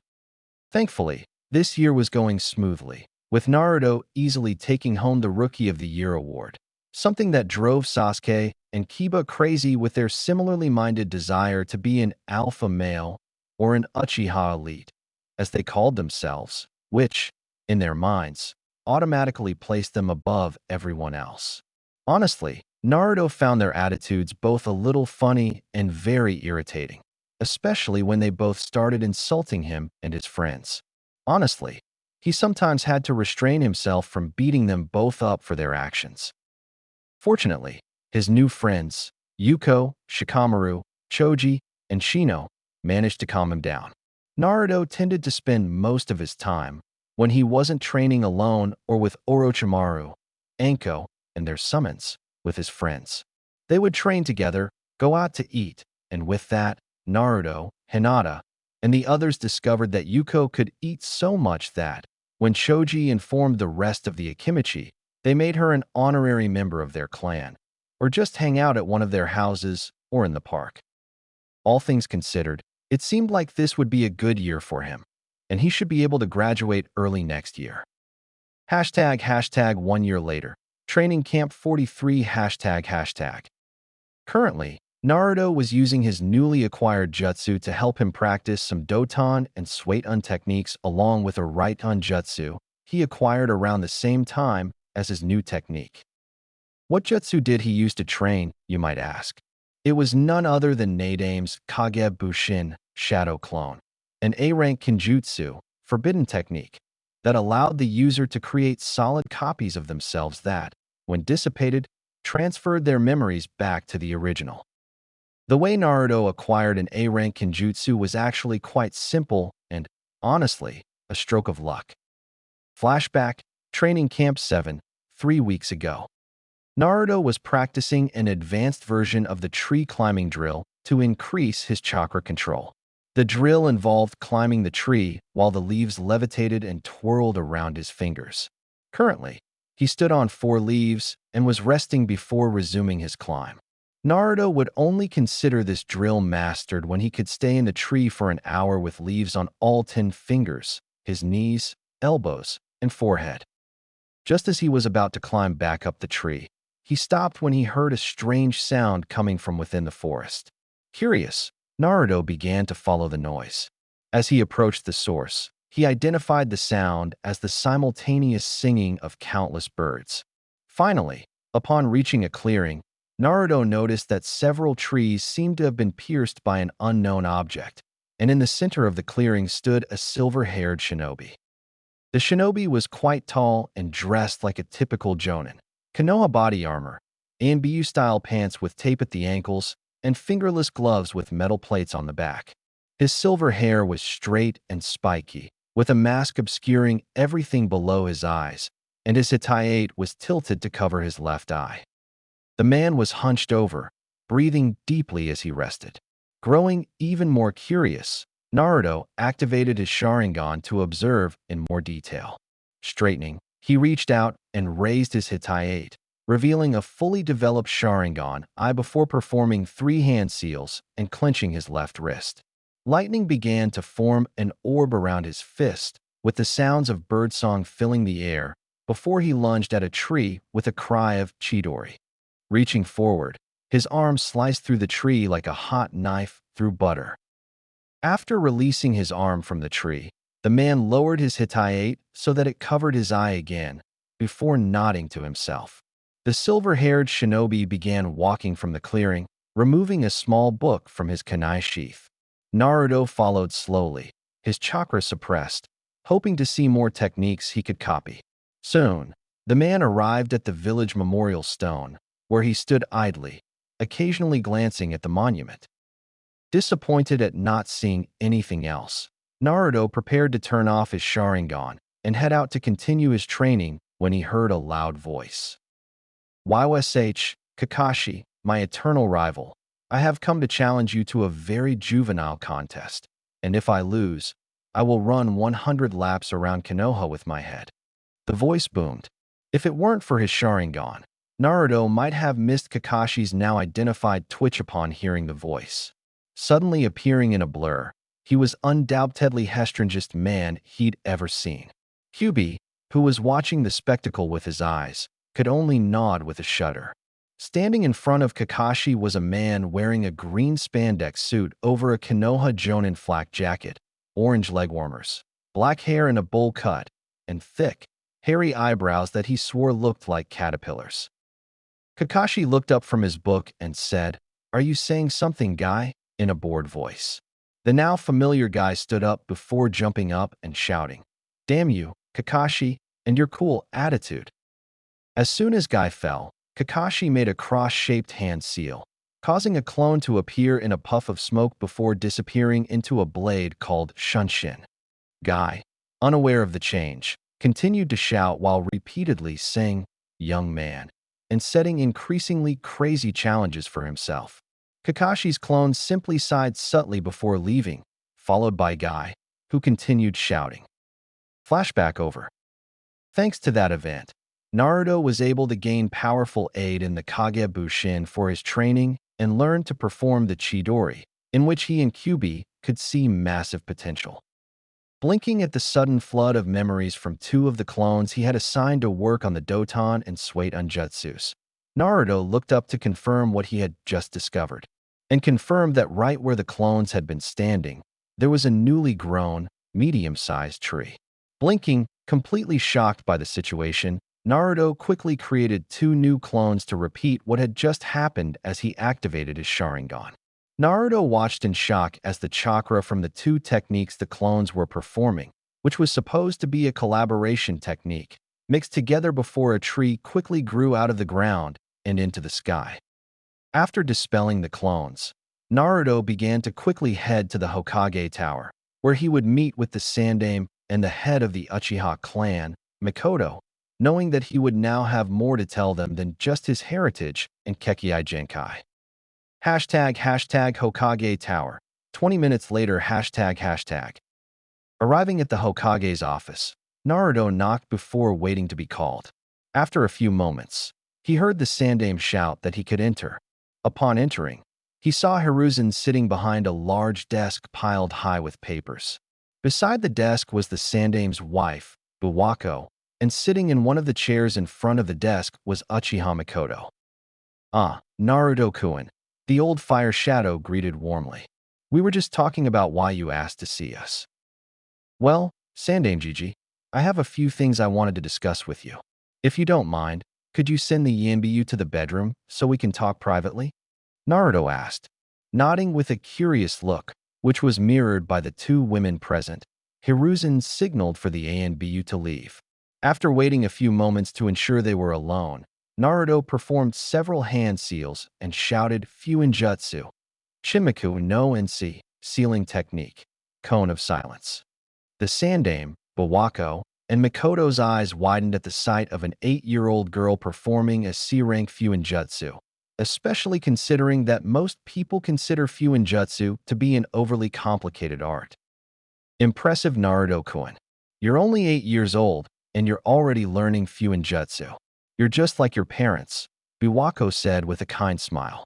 The Sandaime and Mikoto nodded, showing the same smile, although Mikoto hid her surprise at seeing that Naruto knew who her parents were.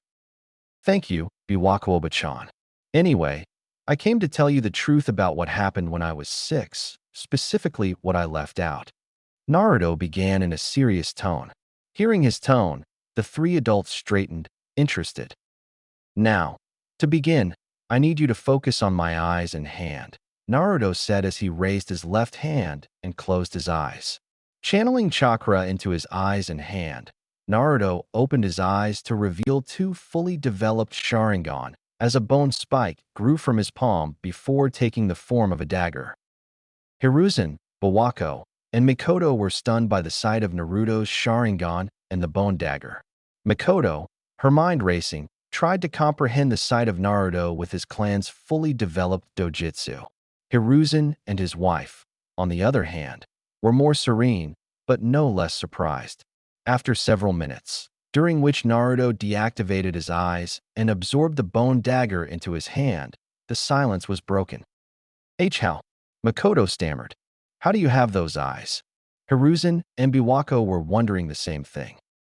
"I too would like to know, Naruto-kun, how it is that you have the Shikatsumiyaku of the Kagaya clan, especially since, as far as I know, you belong to neither the Uchiha nor the Kagaya clan." The Sandaime spoke.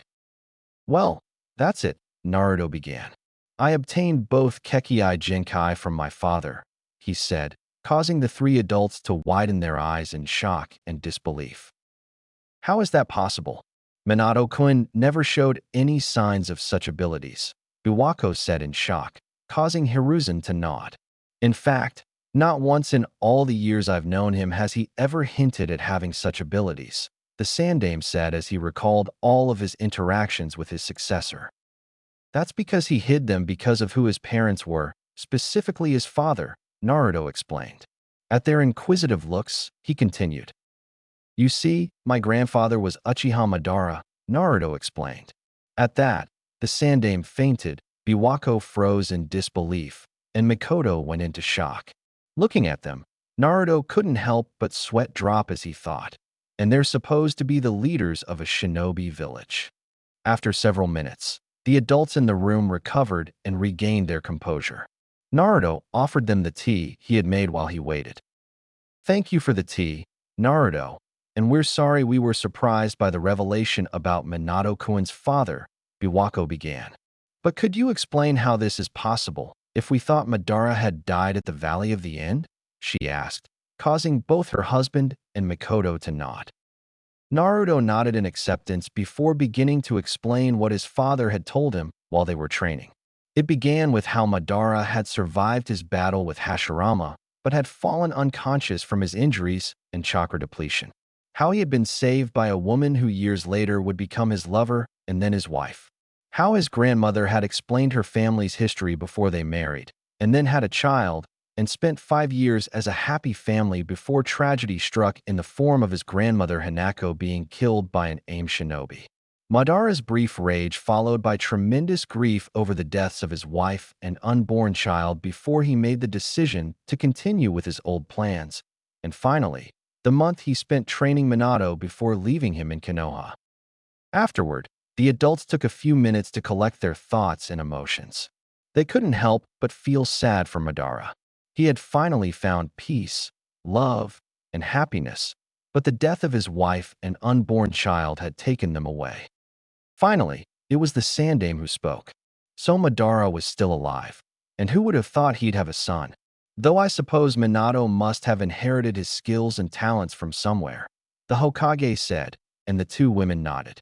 Okay, this would still explain a few things, like why Minato-kun could fight at super speeds without losing tunnel vision, Mikoto said thoughtfully. Well, Naruto-kun, we'll keep this a secret until you're ready to show everyone who you really are. And remember, you now have 4 legacies to continue. Your mother's Uzumaki clan, your father's, Madara's, and your grandmother's, the Kagaya clan, Biwako said with a smile, while her husband and Mikoto nodded. You have nothing to worry about. I won't reveal anything until I'm strong enough to protect myself, my friends, and my family. Especially since both my father and grandfather had a knack for angering IWA, and right now I don't want or need any trouble, Naruto replied with a chuckle. That's what they did. The 3 adults thought as they recalled how IWA had suffered at the hands of Namake's Minato and his now revealed father, Uchiha Madara. Also, when I reveal who I am, they'll regret trying to harm me or an Anton I care about, while I burn their village to the ground before salting the earth to make it uninhabitable, Naruto said with a cold and serious tone that sent a slight shiver through the adults. I wouldn't be surprised, Naruto-kun. The Sandaime Tsuchikage, Ryatenbin no Inoki of both scales, is a stubborn old man, so you'll have to be careful, said the Hokage. Mikoto then decided to ask Naruto something that was worrying her. Naruto-kun, he began, catching Naruto's attention. I was wondering how it was possible for you to have a fully developed Sharingan, especially since it's rare to awaken it so early in life. He asked. Naruto smiled before answering. That's simple yet complicated. You see, I awakened my Sharingan and Shikatsumiyaku when I was 5 years old, after a Chunin tried to attack me. After escaping, I lost consciousness and appeared in my mindscape. There, I met my Tusan, father, who explained everything to me before starting to train me to properly use my Kekkei Genkai and improve my Sharingan. He explained with a mocking smile. However, when that Kumo ninja tried to kidnap Hinata-chan, my Sharingan evolved into its Mangekyo form.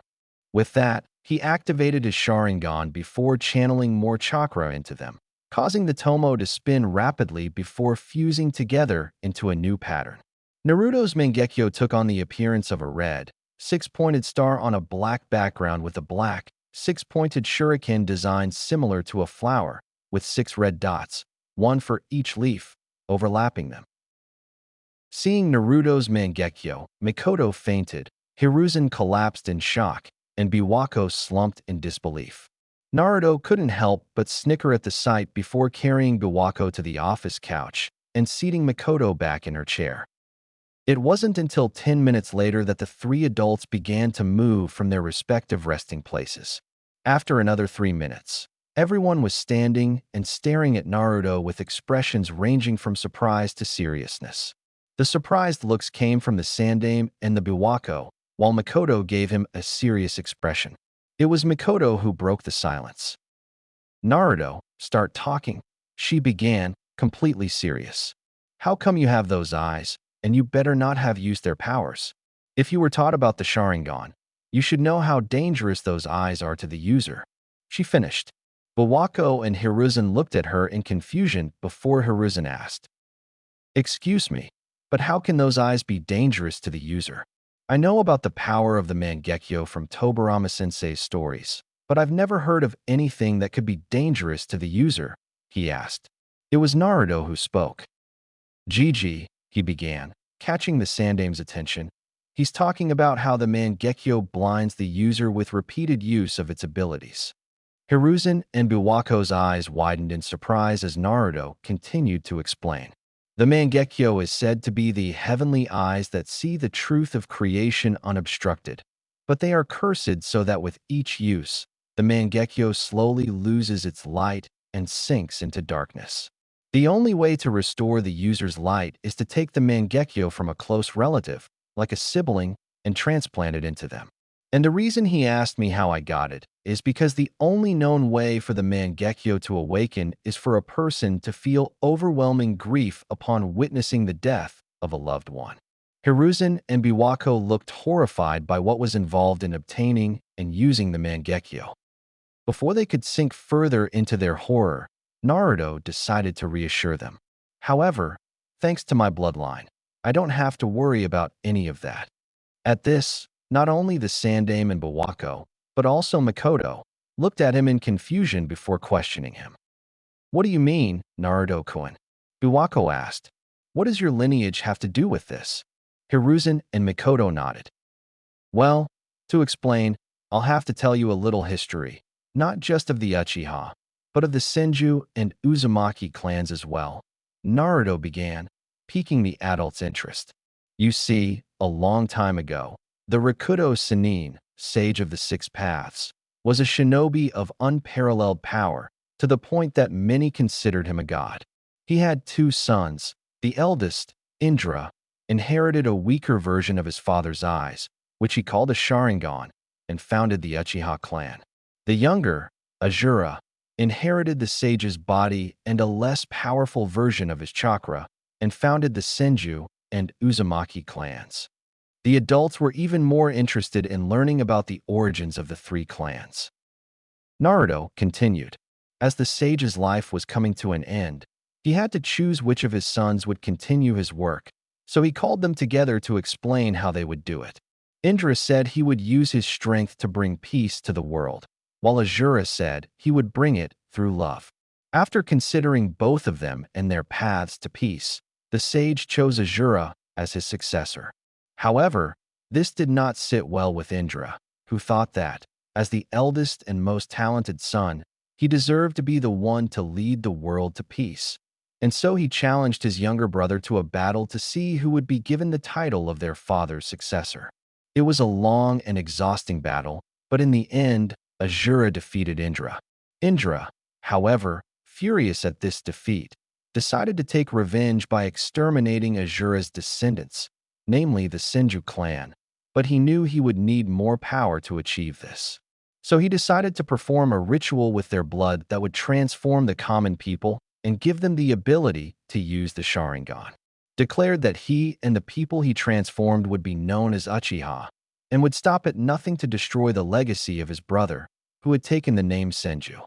The three adults were now hanging on Naruto's every word, but were confused as to what this had to do with the Mangekyo, so Biwako decided to ask. "That's an incredible story, Naruto-kun, but what does it have to do with all of this?" Hiruzen and Mikoto nodded, so Naruto decided to explain. "The reason it matters is because the Uchiha created through the blood ritual were not only less powerful, but they also had differences in their Sharingan.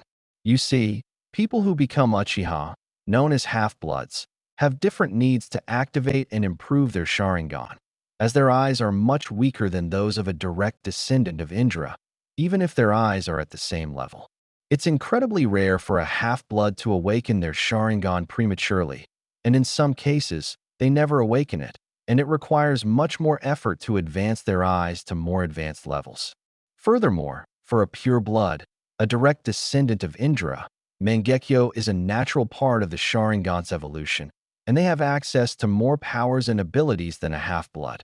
The main difference between a half-blood and a pure blood is that a pure blood doesn't go blind from using the Mangekyo.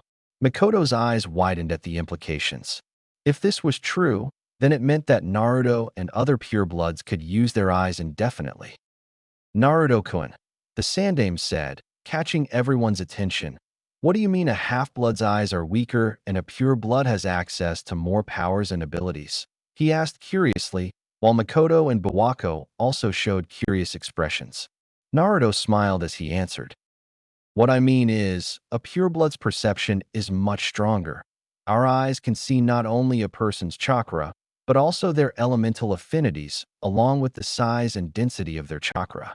As our eyesight advances, we can begin to see the chakra network and tenketsu with greater clarity, to the point of rivaling the Byakugan.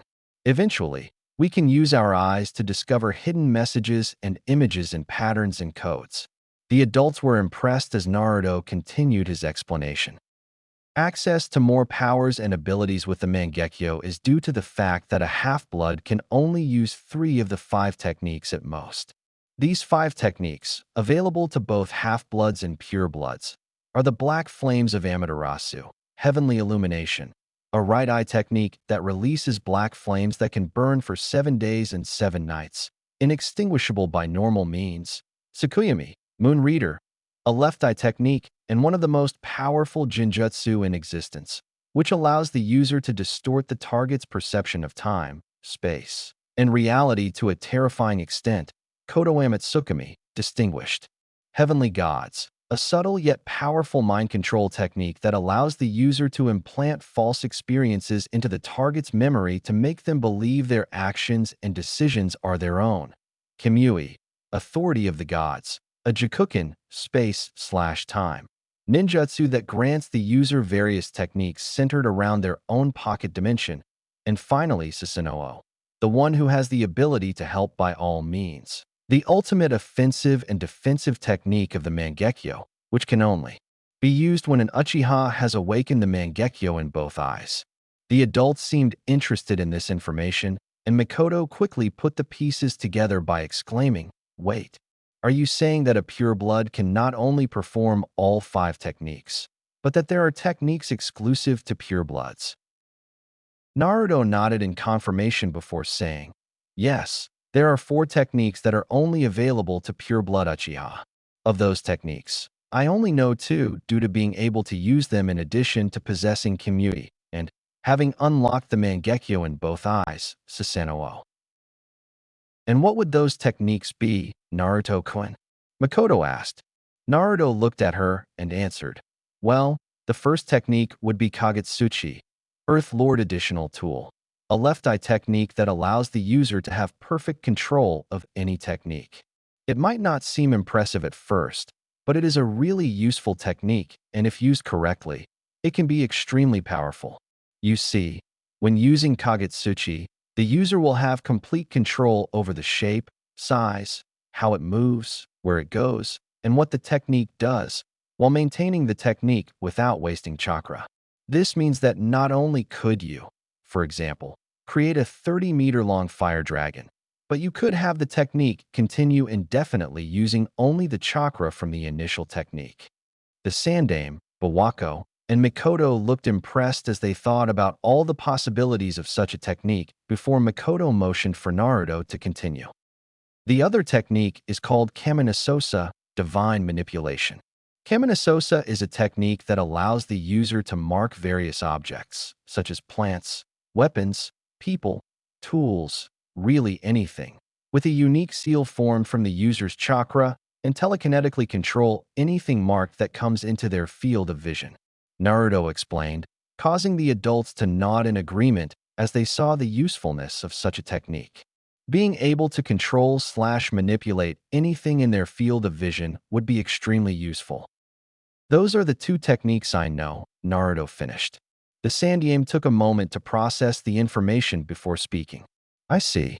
Thanks for explaining everything to us, Naruto-kun, he said, earning a small smile of recognition as Mikoto and Biwako nodded. You're welcome, Gigi. However, there's something else we need to discuss before I go, Naruto said, piquing the curiosity of the three adults, who were even surprised to find they had something else to say. Seeing their curious and slightly confused looks, Naruto began to explain. You see, before I came here, I was at a training camp practicing a jutsu. During my training, one of the jutsu I was practicing, which was supposed to be a Doton-Suten collaboration technique, something happened. I made a mistake in the combination of the jutsu, and instead of getting the desired result, or even the technique simply failing, the jutsu's chakra fused together and caused a tree to sprout from the ground. He explained, surprising the three adults at what such an occurrence meant. It was Hiruzen's actions that drew the room's attention.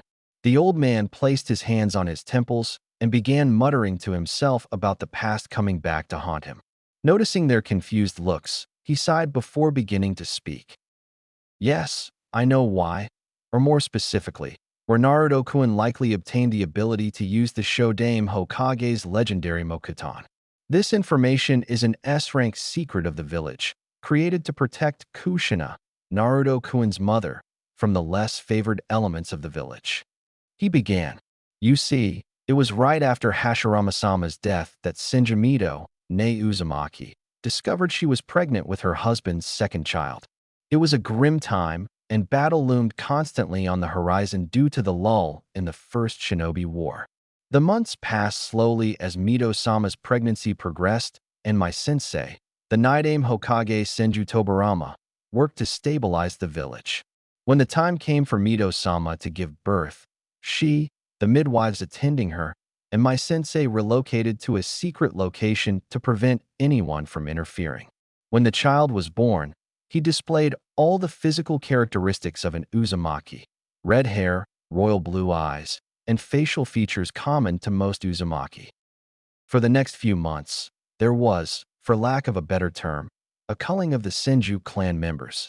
Senju clan members were hunted down and eliminated during missions, and the clan slowly died out. Fearing that her son would be hunted down, Mido-sama, with the help of my sensei and members of the Uzumaki clan, smuggled him to Yuzashiragakure no Sato, village hidden by the swirling tides, in Yuzu no Kuni, land of whirlpools, where he would be raised by his father and later become leader of both the Uzumaki and Yuzashiro clans. There, he would fall in love with and marry another Uzumaki, producing a daughter, Uzumaki Kushina, your mother. You see, your mother was not only the heir and future leader of a clan and a nation, but also the granddaughter of Hashirama-sama himself, Hiruzen concluded. Naruto and Mikoto watched in amazement as the revelation that Naruto was a direct descendant of the original Kami no Shinobi was revealed. Naruto was also shocked to discover that his mother, and now he himself, was the heir to an entire nation, but he wondered what had happened to the rest of the Uzumaki clan and why his mother was in Konoha. As he asked these questions, the mood turned somber, and the three adults assumed sad expressions. It was Biwako who answered his question. I'm sorry, Naruto-kun, but Yuzashiro and most of the Uzumaki clan were destroyed shortly before the end of the Second Shinobi War. Their actions in both the current and previous wars caused 3 of the 5 great shinobi, namely Kiri, Hyumo, and Iwa, to launch an all-out attack, resulting in their destruction and the surviving clans scattering across the continent seeking refuge. Your mother had been in Konoha for several weeks when we learned of the attack. My husband, who was Hokage at the time, dispatched a force of over 300 shinobi to wipe out the remaining invaders and search for survivors. Sadly, only a few dying members were able to tell us what happened. According to them, before succumbing to their injuries, the original invading force, comprised of the bulk of the Tri-National Army, over 8,000 shinobi, was reduced to a mere 300 before Yuzu was finally destroyed and the invaders retreated. She explained to Naruto, who was surprised that his clan was able to reduce the invading army to a fraction of its original size before finally falling. He was even more surprised when Bawako explained that the Uzumaki clan at the time consisted of just under 400 members and that the fighting went on for 5 days and nights without stopping before it was all over. To him, this made his clan even more of a badass. Biwako regained his attention as she continued her explanation. That attack crippled the forces of the invading villages and was what ultimately allowed Konoha to win the war. With their armies virtually decimated, Konoha was finally able to end the war and achieve a ceasefire with the other villages, all thanks to the Uzumaki clan.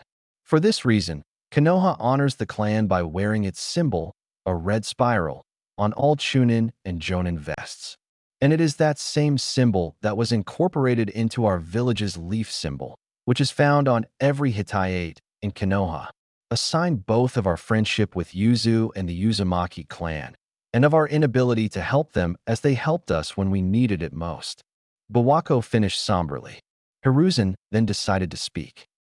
So you see, Naruto-kun, you are not only a direct descendant of Uchiha Madara and the Kagaya clan, but you are also a direct descendant of Hashirama-sama and the last of one of the strongest and most loyal clans to ever exist, the Uzumaki of Yuzushiro. The Sandaime said. Yeah, and it looks like I'll have to train a lot harder than I thought if I want to live up to my legacy, Naruto said. Well, that's about it, I guess. I'd better get back to training if I want to be ready. The three adults nodded in understanding before he removed the barrier and left, leaving the three adults to their thoughts about the future and what it might entail. ## Streets of Konoha. 5 minutes later ##. Naruto walked through the streets on his way back to the training grounds to continue his training. Thanks to his heritage and the Kyuubi, he knew he likely had an affinity for fire due to his Uchiha blood, and thanks to the discovery of his new Kekkei Genkai, he definitely had an affinity for water and earth, as those elements were needed to form the Mokuton subelement. He knew it wasn't likely he had any further affinities, but decided to check to be sure. Plus, with the discovery that he had Mokuton, he would need to set aside some time and clones to master it, which would be difficult without some scrolls on the subject or a teacher. All of this, on top of training his Mangekyo techniques, schoolwork, taijutsu training, physical exercise, training his chakra control, and more, meant he had a very busy schedule. Thank God, he was able to use the Kage Bunshin no Jutsu to help him, or else he might go berserk, causing the Kyuubi to let out a snort of amusement at his thoughts. As Naruto walked calmly through the shadows, thinking about all the work he had to do, he suddenly heard someone crying. Curious to know who could be crying there, near the training grounds, he decided to check who it was, so he followed the sound until he discovered it. Finally, upon finding the source, he was surprised to find Hinata with her knees to her chest and tears streaming down her face. Acting quickly, Naruto rushed to her side before asking her. "Hinata-chan, what's wrong? Why are you crying?" he asked with concern. Hinata, seeing Naruto, quickly hugged him and burst into tears even harder. Naruto hugged her back before asking her again why she was crying.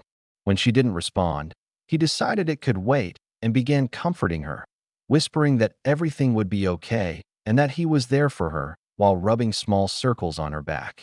Eventually, the tears stopped, and she fell asleep from emotional exhaustion.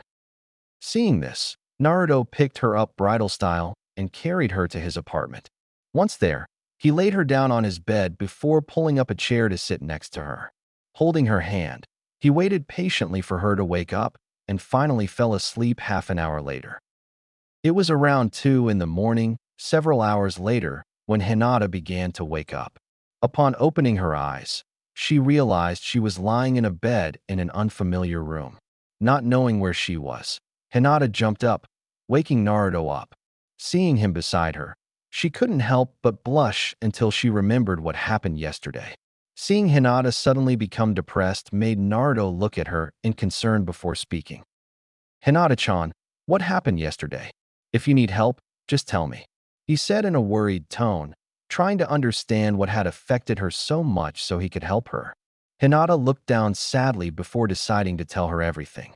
She raised her hand and began to remove the piece of cloth around her forehead, revealing a green tattoo.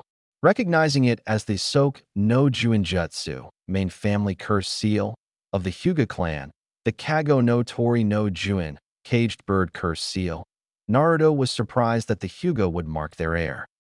2 days ago, my father left to attend to some business in the capital. With his departure, the elders decided it was the perfect time to remove me as their heir. As they prepared to mark me, my uncle Hizashi discovered it and attempted to stop them. In response, one of the elders activated his seal, causing him to collapse in grief. At that, fresh tears began to well up in her eyes as Naruto hugged her for comfort as he continued. Teach the elder kept the seal active throughout the sealing of my tires and only stopped when he was finished. After they marked me, they banished me, claiming they didn't want me to further sully their clan. Hinata finished.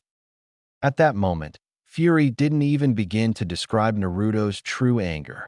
He gritted his teeth, his mangekyo boiling over as he thought about how they could have done something so cruel to her, to his own family. To mark someone as young and kind as Hinata with a Juinjutsu was bad enough, and then to banish her while calling her a disgrace just because she was weak was completely atrocious. It's okay, Hinata, you're not weak or a disgrace. And you're not alone. You have me.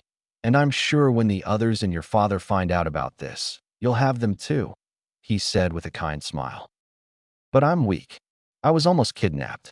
I was your age, and you managed to save me. I'm nothing but a loser.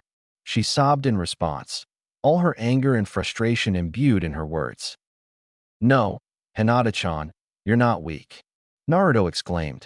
You're kind, loyal, hardworking, and beautiful, he said, bringing his hand to her chin and lifting her head so they could look into each other's eyes.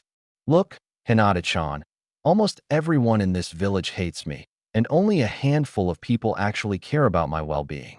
Those who hate me call me a demon, a spawn of hell, and so many other horrible things, while they do their best to hurt me. To them, I'm nothing but a loser and a monster who shouldn't even be alive. But I refuse to give up, and I will never give in to those people. That's my Nindo, and one day I will prove them wrong about everything, he said determinedly, bringing a smile to her face before she frowned. And Naruto-kun, are they treating you so badly because of the Kkyubi? She asked, knowing it was probably a sensitive subject. Naruto's eyes widened in surprise. How do you know that? He stammered in surprise that she knew. Well, you see, when I use my Byakugan, I can see the red chakra in your stomach. Besides, the elders told me to stay away from you, and the villagers are always calling you a demon, so I did some research. He stammered his explanation. Do you hate me? Naruto asked worriedly, wondering if he was going to lose his best friend. No, of course not, she screamed. Naruto was surprised by Hinata's scream. In all the time he'd known her, he'd never heard her raise her voice, let alone scream. Naruto-kun, I know you're not the Kyubi. You're a kind, cheerful, and brave person, willing to do almost anything for those you love, she explained as she hugged him tightly. This felt a huge weight lifted off his shoulders as he realized Hinata wasn't rejecting him. Thank you, Hinata-chan. Let's work hard to prove to the Hyuga elders that banishing you was the worst decision they could have made. I'll help you every step of the way, he said with a mocking smile. Really? Will you help me? She asked hopefully. Of course, I will always look out for those I love, whether it's helping them train or just offering support. That goes especially true for you, Hinata-chan. You're my best friend, and I will do everything I can to make sure you're happy, Naruto replied, giving her such a warm and kind smile that Hinata blushed deeply before fainting from happiness. Seeing Hinata blush made Naruto's sweat drop before he muttered to himself, damn, as cute as her fainting spell is, I'll have to help her get over it if I don't want it to happen at inopportune times. As he tucked her in, Naruto thought of something that made him smirk. Man, I can't wait to see what Hayashi-sama will do to the elders when he gets back, he thought to himself. Leaving the room, he went and lay down on his couch knowing that the next few weeks would not only be busy, but entertaining as well. Hashtag hashtag 3 weeks later hashtag hashtag. It's been 3 weeks since Hinata was banished from the Hyuga clan, and a lot has happened since then. 2 days after Naruto found her, Hayashi returned from business in the capital and discovered what had happened during his absence. To say he was furious with the elders was an understatement. Hayashi had unleashed a complete rage, beating the elders nearly to death before imprisoning them in the Hyuga clan dungeons, where they would await execution for treason against the clan. It was then that he and Hinata discovered information that brought her to tears. Hisashi had apparently been rendered almost vegetative by prolonged use of Hyuga Juinjutsu while attempting to prevent the ancient elders from branding his niece. The news of Hisashi's fate was harshly received by his immediate family. Upon learning this, Hayashi disappeared for an entire day into the Hyuga dungeons, where the screams of the ancient elders could be heard by anyone passing through. But the one who was most affected by the news was Hisashi's son, Neji. Upon learning what had happened to his father, Neji immediately blamed Hinata and attempted to attack her in a fit of rage. Luckily, Naruto was nearby and managed to defeat him before he could harm her, after which he dragged him back to the Hyuga compound and informed Hayashi of what had happened. Since then, Neji has grown into a very arrogant and bitter person who constantly belittles others while insisting that fate is invincible. Needless to say, people were quickly becoming annoyed by his behavior. Since then, Hinata lived with him after meeting with Hayashi and the Sandaime to discuss what to do. Initially, Naruto wanted Hayashi to reinstate her to the clan, but Hayashi explained that it would be a bad idea. While Hayashi may have looked after the former elders, several members of the main family agreed with them and their actions, and might attack Hinata to try to force him to do their bidding. Another reason is that, although Hinata was his daughter and he never removed her as heir, the fact that she was branded with the Kago no Tori no Juin meant that she would automatically be placed with the branch family and treated as a slave. When the Sandaime asked him why he hadn't removed the seal, Hayashi revealed something truly surprising. It turns out that there is no known way to remove the Kago no Tori no Juin other than a person's death, which is one of the main reasons why he hasn't been able to abolish it. Without a way to remove the seal from those already marked, members of the main branch who oppose him can threaten to use the seal on the branch family and use said threats to get their way, such as when he was forced to be so harsh on Hinata during her training. Hinata was the most shocked at the revelation that her father hates Hyuga Juinjutsu as much as she does, and that the reason he's been so harsh on her is because he's between a rock and a hard place. On one hand, he wants to unite the two branches of the family and be a good father to his daughters, and on the other hand, if he tries anything, then there's a good chance that the members of the main Hyuga branch who oppose him will harm or kill not only the sub-branch, but those he loves as well, and with Hinata being marked with the seal, that threat became even greater. It was this revelation that caused Hinata to tearfully hug her father, that her father cares for her and her sister, but can't show it publicly for fear of repercussions. After Hinata calmed down, the Sandaime asked Hayashi what he thought they could do. Hayashi wasn't sure until Naruto had an idea and asked why Hinata wasn't moving in with him. At their inquisitive looks, he explained that by having Hinata come with him, he would be able to look after and assist her, and that the Hokage could discreetly assign a guard to keep an eye out for any suspicious matters under the guise of helping them adjust and teaching them the necessary skills to live together. In fact, if necessary, they could have the guard act as their long-term caretaker until they both graduated from the academy. The two adults considered the idea and understood that it had merit. By living together, they would be able to keep a better eye on and protect them. Hayashi also knew that his daughter would be practically safe from accidentally encountering members of the Hyuga clan who might want to harm her, since none of the Stuffy clan members would ever get that close to the red light district, let alone enter. And the idea of a caretaker was good too, though preferably it would be a woman so she could help Hinata with any female problems she might have. Hayashi may be a strong man who wants to protect his daughters, but even he dreads the day he has to give them the lecture. With Hinata's situation resolved, the two returned to their apartment to arrange their accommodations. An hour later, An AMBU member arrived and delivered all of Hinata's belongings, along with a bed and dresser to add to the room. It took them just over 30 minutes to unpack and put everything away, during which time Naruto discovered that Hinata loved rabbits and the moon. Now, in the present, Naruto and Hinata were at a training ground, perfecting their chakra control and elemental affinities. Naruto took out 2 sheets of paper and gave one to her before explaining to Kyubi what he had told him about what chakra blades were like and how he would show them their elemental affinities. Hina-chan, Kyubi told me that to use them we just need to inject chakra into them, and their reactions will tell us our elemental affinity. With Suiton, the paper becomes soaked. With Doton it crumbles into dust. With Futon it splits in half. With Katon it catches fire. And with Raiton it wrinkles. Furthermore, the QB explained that the strength of the reaction indicates the intensity of your affinity.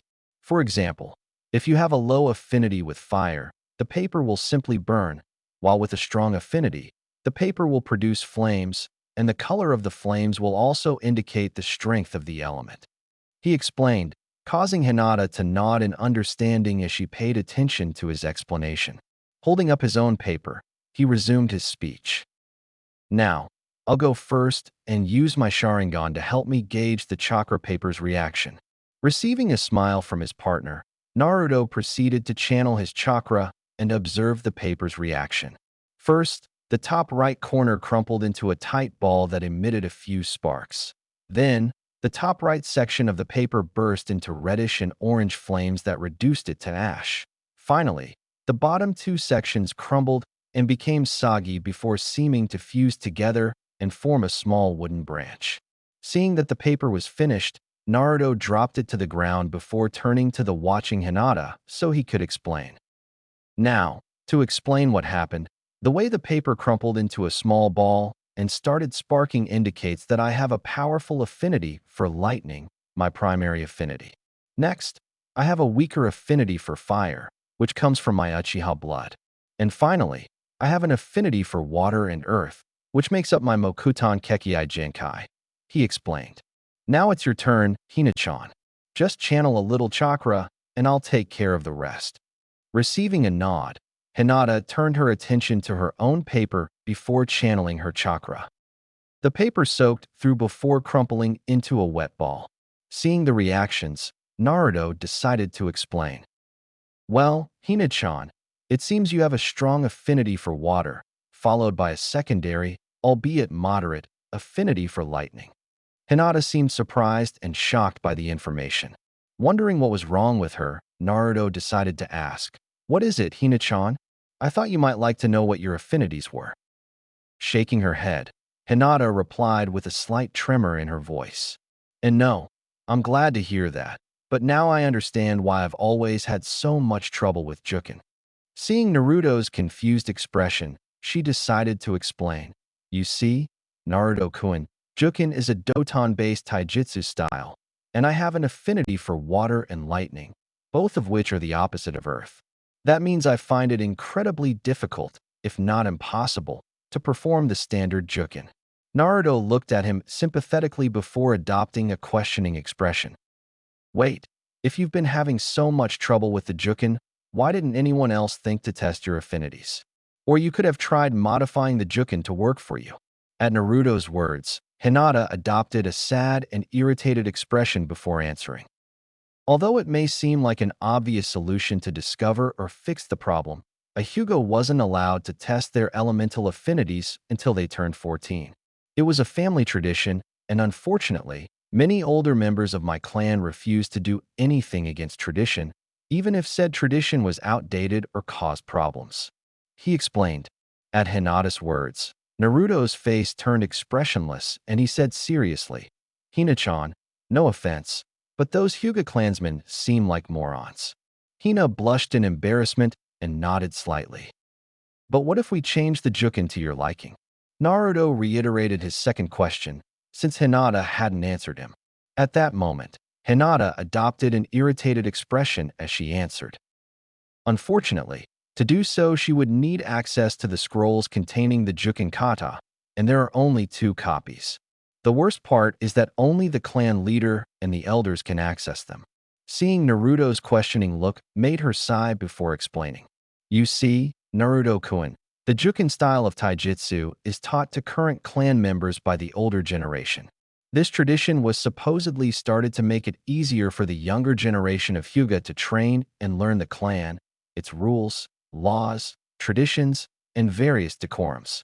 And because of this and the desire to protect the clan's secrets from theft, only two master copies of the scrolls exist for both Hyuga clan taijutsu and the various clan jutsu, and also a copy of the clan's history, laws, and traditions. All of this is kept in two secure locations, one in a reinforced vault in the Hyuga clan library, and the other in the clan elders' meeting room, protected by several seals that only the elders have access to. Frowning in confusion, Naruto decided to voice his opinion on the matter. But if that's the case, how is anyone supposed to access the information if they have questions or need to do research? Hinata answered his question more clearly. Remember, I said there are only two copious teachers of information. There are countless copies of everything except the clan jutsu in the library. The problem is, the only way to train in the clan arts is to have someone teach you. Otherwise, you'll be out of luck if you want to train something new on your own. The worst part is that there might be other clan jutsus in the master copies, in addition to the 6 techniques we know the Hyuga clan uses. He finished with a frown. Naruto and the Kyuubi, who had decided to listen in on the conversation, frowned as well, but for different reasons. Naruto was frowning because, to him, the idea of forcing younger Hyuga to turn to the older generation if they wanted to train seemed not only wrong, but also absurd, since doing so easily limits the younger generation's potential to surpass the older generation. Kyuubi, on the other hand, was frowning for a different reason. He had existed for thousands of years, and during that time, he had witnessed many different things, but throughout it all, he had noticed a pattern to certain things.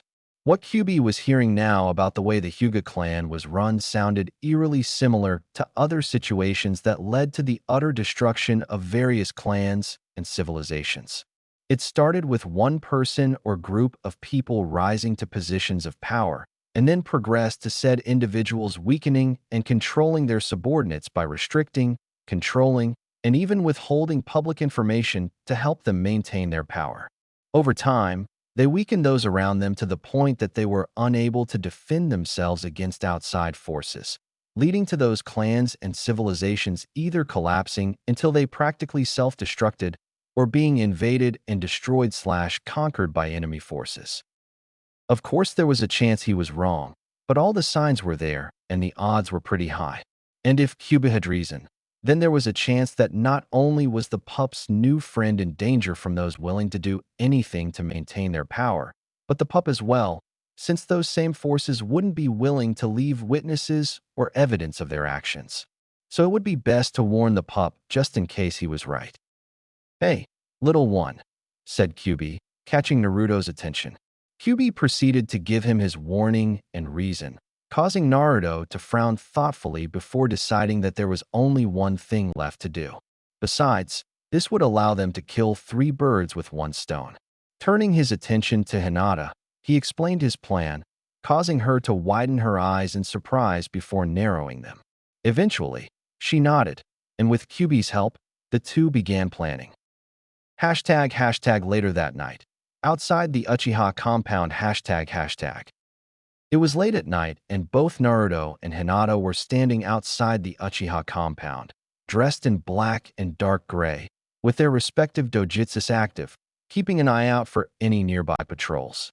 That night, they planned to raid not only the Uchiha clan compound for anything useful, such as jutsus, clan techniques, and instructions and manuals for elemental transformation exercises, but also the Hyuga and Senju compounds.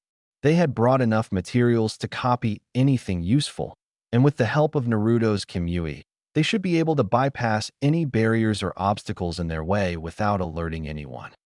After ensuring the coast was clear, the two infiltrators ran towards the wall, where Naruto proceeded to transform his dojutsu into Mangekyo before taking Hinata's hand and activating Kimui, allowing them to pass through the wall and enter the complex. Heading to the corner of the building by the street, they paused for a moment to ensure the coast was clear before stealthily making their way to the main building, which would house the clan library and archives. They quickly reached the building, quietly entered through the main door, and made their way down the hallway, checking the doors they passed to see if the library was behind any of them. 3 minutes later, at the sixth door, they found their target. Quickly entering the library, Naruto quietly closed the door behind him before performing 3 Kage Bunshins, one to guard the door in case anyone passed by, and the other 2 to help Hinata and the original find and copy anything useful. Looking around, Naruto and Hinata saw that the library was divided into sections marked as ninja arts, clan history, records, and journals. Ordering the 2 clones to look through the clan history, records, and journals, and to make more clones if they needed help, Naruto and Hinata headed over to the section marked ninja arts and found that it was divided into sections for each individual element, along with a few sub-elements that the clan had come across over the years. They might not be able to use the techniques. But that didn't mean the Uchiha clan wasn't going to copy and analyze the techniques just in case one of their future opponents used them against them. Iryo ninjutsu, medical ninja techniques, non-elemental jutsu, i.e. taijutsu, jinjutsu, and things like shunshin. And finally, a very small section on elemental and chakra manipulation, which included several advanced chakra control exercises and some information on Inton, In/spiritual release, and Yoton, Yang/physical release. Making several more clones to help, the 2 began to look through some scrolls before Hinata said, "They're all blank," receiving a confused look from Naruto before getting a look of realization. "No, Hina-chan, they aren't. I see the instructions perfectly. I assume only someone with Uchiha blood can read these scrolls as an added security measure to prevent enemies from stealing the information. To anyone without Uchiha blood, the scrolls will appear blank. It's really clever," Naruto explained, receiving a sympathetic look from Hinata before she frowned. "Don't worry, I'll read them out loud to you so you can help me copy them and we can learn them later," he said, receiving a nod and a soft "hi, right" from her before returning to his work. By reviewing the scrolls, the 2 young shinobi in training acquired several techniques from each section. Katon, release of fire. Katon, Gokakyu no Jutsu, great fireball technique. The user builds up chakra before launching a massive fireball from their mouth at the target, burning them on contact. It can also be used as a continuous flamethrower. C-rank technique. Katon, Hosenka no Jutsu, Phoenix fire technique launches a burst of small fireballs at the target that burn on contact. The amount varies depending on the amount of chakra used. C-rank technique. Katon, Ryuka no Jutsu, dragon fire technique. The user launches a compressed fireball shaped like a dragon's head toward the target. Even at range, its power and reliability are enhanced. C-rank technique. Katon, Goryoka no Jutsu, great dragon fire technique, enhanced version of Karyuden no Jutsu. B-rank technique. Katon, Karyuden no Jutsu, fire dragon bullet technique created by the Sandaime Hokage. The user accumulates chakra and exhales fire from their mouth, which they then manipulate into the form of a dragon and split it to strike the target from the left, right, and center, reducing them to ash with a precise blow. B-rank technique. Katon, Zukaku no Jutsu, intelligent hard work technique / skull drill. The user fires a small fireball that, upon contact with a surface, transforms into a gigantic firestorm, causing widespread destruction in the area and being difficult to evade. B-rank technique. Katon, Heizukisho no Jutsu, ash burning technique. A technique in which the user releases a cloud of gunpowder composed solely of ash that lingers in the air, surrounding the target, and can be used as a smokescreen. The user can ignite the cloud, burning the target in a violent explosion by first placing a flint between their teeth. Suetun, water release. Mizubushin no Jutsu, water clone technique. The user creates a clone made of water that possesses 10% of the original strength. B rank technique. Mizu Shuriken Bunshin no Jutsu. Water shuriken clone technique. The user creates and fires water shurikens at the target. The amount of chakra used varies depending on the technique. D rank technique. Mizu no Muchi no Jutsu. Water whip technique. The user creates one or more water whips that can restrain or damage the target. C rank technique. Suiton Swishoha no Jutsu. Water shock wave. The user creates a spiraling vortex of water that explodes from above in the form of a wave. The direction of the resulting wave can be controlled with hand movements. A rank technique. Suiton Baku Swishoha no Jutsu. Great explosive water wave crash technique, an enhanced version of the Swishoha no Jutsu. S rank technique. Suiton Daiba Kufu no Jutsu. Great waterfall technique. The user directs a large volume of water from a pre-existing source or expels it at great heights through their mouth. Manipulating that much water at once requires a great amount of chakra. Once high enough, it cascades down onto the target area, similar to a giant waterfall.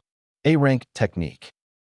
Suiton Suryuden no Jutsu. Water dragon bullet technique. The user manipulates water into a dragon shape and directs it toward a target.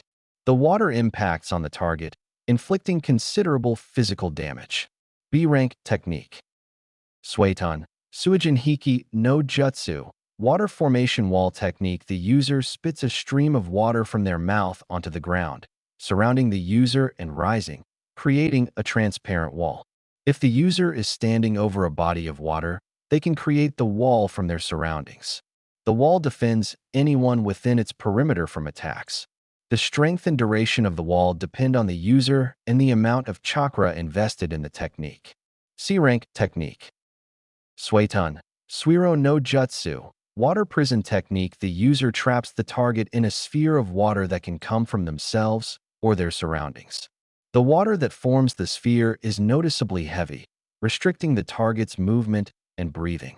The prison must be maintained by the user themselves or a clone, preferably a water clone, by keeping their body in contact with the sphere. C rank technique. Suiton Teppadama no Jutsu. Shooting technique. The user creates water within their body using chakra. They then spit it out of their mouth in the form of high-speed, circular projectiles, the destructive potential of which depends on the amount of chakra deposited. C rank technique. Suiton Suidan no Jutsu. Water bullet technique. A highly versatile Suiton technique with multiple variations. After accumulating chakra in the stomach, the user expels a large amount of water in the form of a powerful torrent directed toward the target. C rank technique. Doton Liberation of the Earth. Iwa Bunshin no Jutsu. Rock clone technique. The user expels dirt from their mouths to form one or more identical clones. Unlike other clones, those generated with this method do not disappear when hit with enough force, but rather disintegrate. C rank technique. Doton Doryuden Earth Dragon Bullet. After creating a mud fountain, the user creates a dragon-shaped head to fire mud balls at the opponent. B rank technique. Doton Doryu Taiga Earth Flow River. The user transforms the surface beneath their opponent into a muddy river that drags them downstream. C rank technique. Doton Domu Earth Spear. The user causes earth-like chakra to flow through all or part of their body, darkening it noticeably, while also increasing their defensive power to the point of hardening it like diamond. This allows them to easily withstand most attacks with little to no damage, except for lightning release ninjutsu. It also increases the destructive power of physical attacks, making it an excellent all-purpose technique. B rank technique. Doton Kingon no Jutsu Rock Fist technique. By encasing the arm in rock, the user can deliver a powerful, reinforced punch to an opponent, shielding them from direct contact. If necessary, the weight of the rock can be increased to further enhance the punch's destructive power. C rank technique. Doton Mogurikure no Jutsu Hide like a mole technique. This technique transforms the earth into fine sand by channeling chakra, allowing the user to burrow through it like a mole. The user can determine their location and what is happening on the surface by sensing magnetic forces, allowing them to use this information to launch a surprise attack on the enemy or remain undetected by hiding deep within. C-Rank Technique. Doton, Dochu no Jutsu, underground fish projection technique. This technique allows the user to silently emerge from a land surface, moving like a fish underwater. C-Rank Technique. Doton, Shinju Zanshu no Jutsu, double suicide decapitation technique. While lurking underground, the user grabs a target and drags them into the ground, leaving only their head above ground. D-Rank Technique. Doton, Dochu Senko, subterranean journey, a technique that transforms the earth surrounding the user into a fluid, allowing them to approach the enemy at high speed by swimming underground. By being underground, the target receives no warning, allowing them to launch a surprise attack. When used in conjunction with a weapon, this technique also has a great effect as an assault ninjutsu. C-Rank Technique. Doton, Yomi Numa, underworld swamp. The user creates a swamp by transforming the ground beneath a target into mud, into which the target sinks. The mud is infused with chakra to make it sticky, trapping the target and preventing them from escaping. The size and depth of the swamp depend on the user's skill and the amount of chakra used, and ideally should be large enough for the targets to be completely submerged. It is most effective against multiple or particularly large targets. A-Rank Technique. Doton, Dorihiki, earth wall. The user creates a protective wall of earth. This technique can be performed by converting the chakra in their body into an earthy material that they spit out of their mouth, or by using pre-existing earth. C-Rank Technique. Futon, wind release. Futon, Suyaku Kaze no Jutsu, driving wind technique. By releasing a short burst of air, the user can fly in the opposite direction with considerable force. It can be used to quickly move to the side or even to propel themselves 15 meters upwards. D-Rank Technique. Futon, Daitapa, great breakthrough. After bringing their hands to their mouth, the user will release a large gust of wind capable of destroying almost anything in its path. A variant of the technique consists of a smaller gust of wind that ignites with flames. C-Rank Technique. Futon, Kaze Shuriken, wind shuriken. The user wraps his shuriken in a layer of wind chakra to increase its cutting power. B-Rank Technique. Futon, Kazakiri no Jutsu, wind cutting technique using chakra or a ninja tool, such as a war fan, to manipulate or create an external source of wind. The user can create one or more wind blades, capable of slicing through their target with ease. B-Rank Technique. Futon, Shinkajoku, void sphere. The user takes a deep breath and exhales several small bursts of wind chakra that scatter in different directions, making it extremely difficult to avoid injury. Thanks to the properties of this technique, the expelled bursts can penetrate and potentially pierce the opponent's skin. B-Rank Technique. Futon, Shinkajin, void sword. The user exhales wind-infused chakra over a weapon to increase its sharpness, range, and lethality. For example, they can infuse a kunai to resemble a makeshift scimitar or shurikens to increase their reach and cutting power. C-Rank Technique. Futon, Atsugai, pressure damage. The user compresses a tornado-like mass of wind to a very high density before releasing it. The resulting explosion can impact over great distances, inflicting massive damage to both the target and its surroundings. B-Rank Technique. Futon, Rapusho, Gale Palm, a wind release technique where the user either increases their speed or, by bringing their hands together, compresses the wind and transforms it into a powerful gale, strong enough to knock a person over. When used in conjunction with shurikens and kunai, the tools become more lethal as their speed increases. C-Rank Technique. Raitun, lightning throw. Raitun, Raikyu, lightning ball. The user creates spheres of electrical energy and launches them at the enemy. Upon impact, the spheres electrocute them and then flash back. This technique can also be used in rapid succession or by firing multiple balls at once. C-Rank Technique. Raitun, John, false darkness, the user emits a spear-shaped beam from their mouth, which pierces through the enemy. Its destructive power is so great that it even pierces through rock, meaning it has a high lethality potential. The user can increase the number of spears to attack multiple enemies. This, combined with the beam's high speed, makes it a difficult technique to evade. This technique can be focused into a straight beam, similar to a laser. Rank B technique.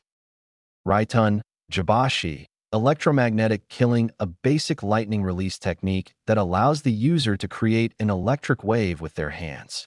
The user can vary its power from a small electric shock that electrocutes the opponent to a powerful electric shock capable of piercing solid rock. Rank B technique. Raitun, Raijin Reikitsu, lightning pillar lightning illusion, a jinjutsu where the user discharges electricity throughout their body in the form of an extremely bright light to disorient their target's vision.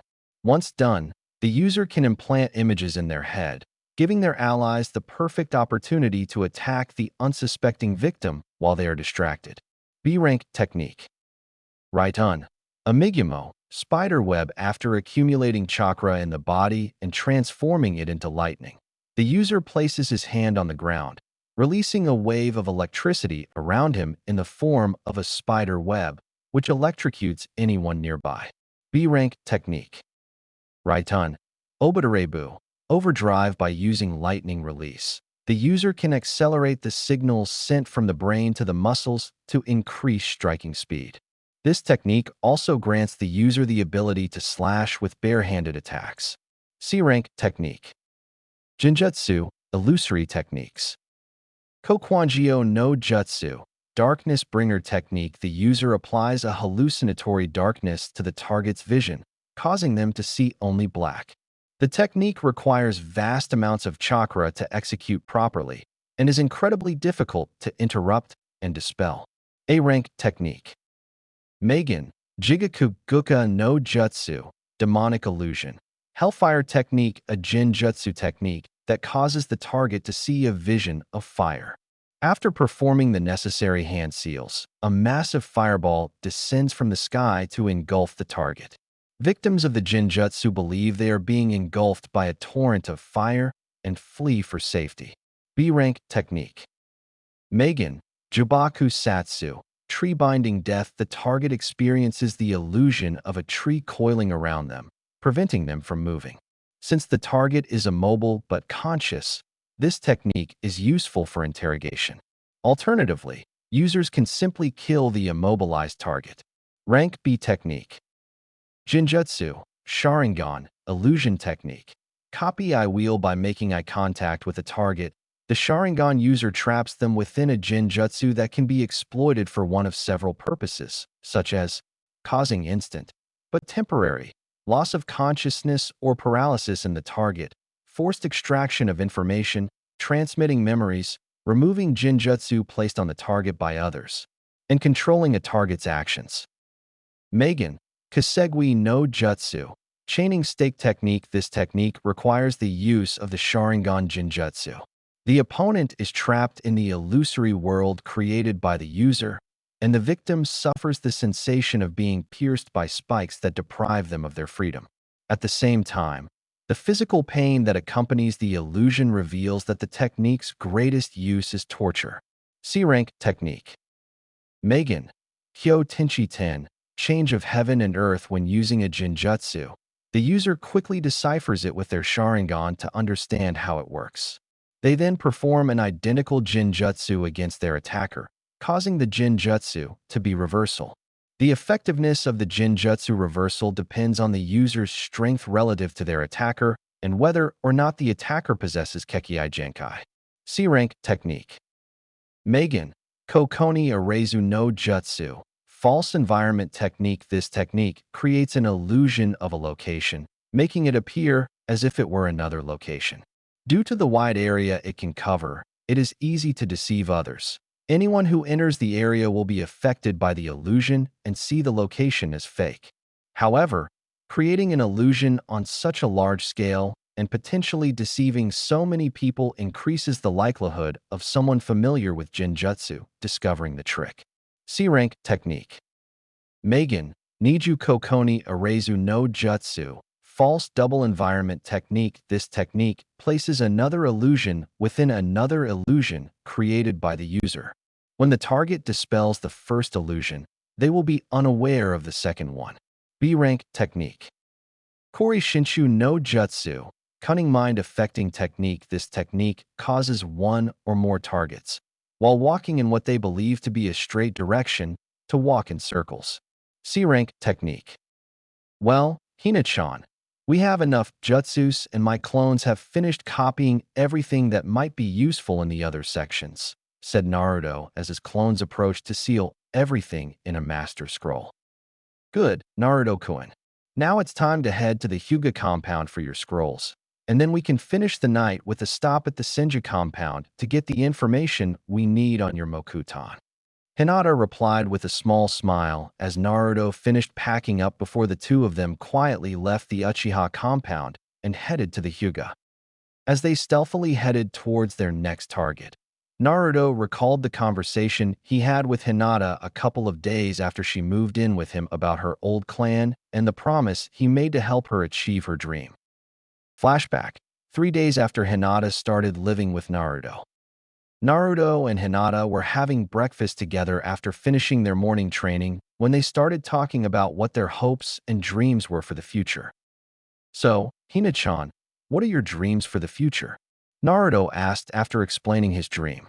Hinata still felt a little shy around him and blushed slightly when he mentioned his desire to have a large family, but at least her stuttering and fainting spells around him had almost disappeared.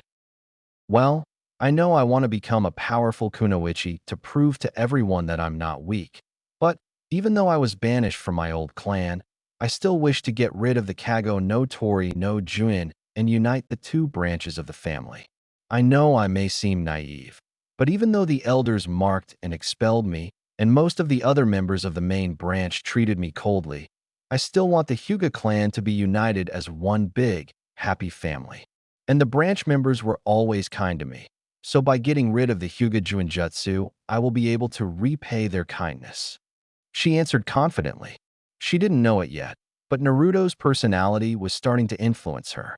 She was slowly gaining more confidence in herself and had even started helping Naruto with his pranks, especially against a certain idiotic, emo wannabe Avenger, arrogant jerk who used dogs. You're not naive, Hina-chan. You're a kind-hearted person, and I promise I'll remove the seal and help you achieve your dream. He promised.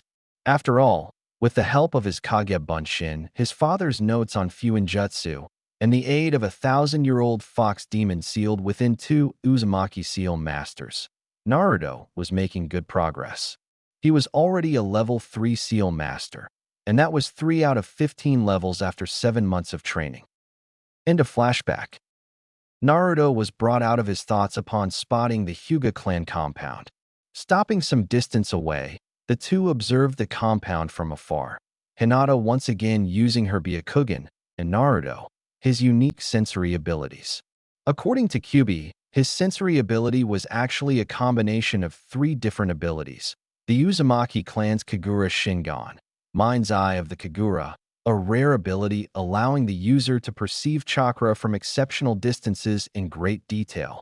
The ability to perceive negative emotions, gained from being the Kyubi's Jinchuriki, which allowed him to perceive negative emotions such as hatred and killing intent. And finally, the ability to perceive the electrical current emitted by all living creatures, gained thanks to his extremely high affinity for lightning.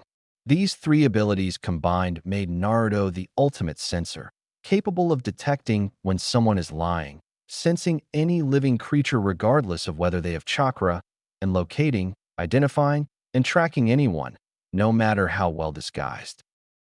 Thanks to Naruto's sensory abilities, combined with Hinata's dojutsu, they were able to locate and track down the guards patrolling the Hyuga compound.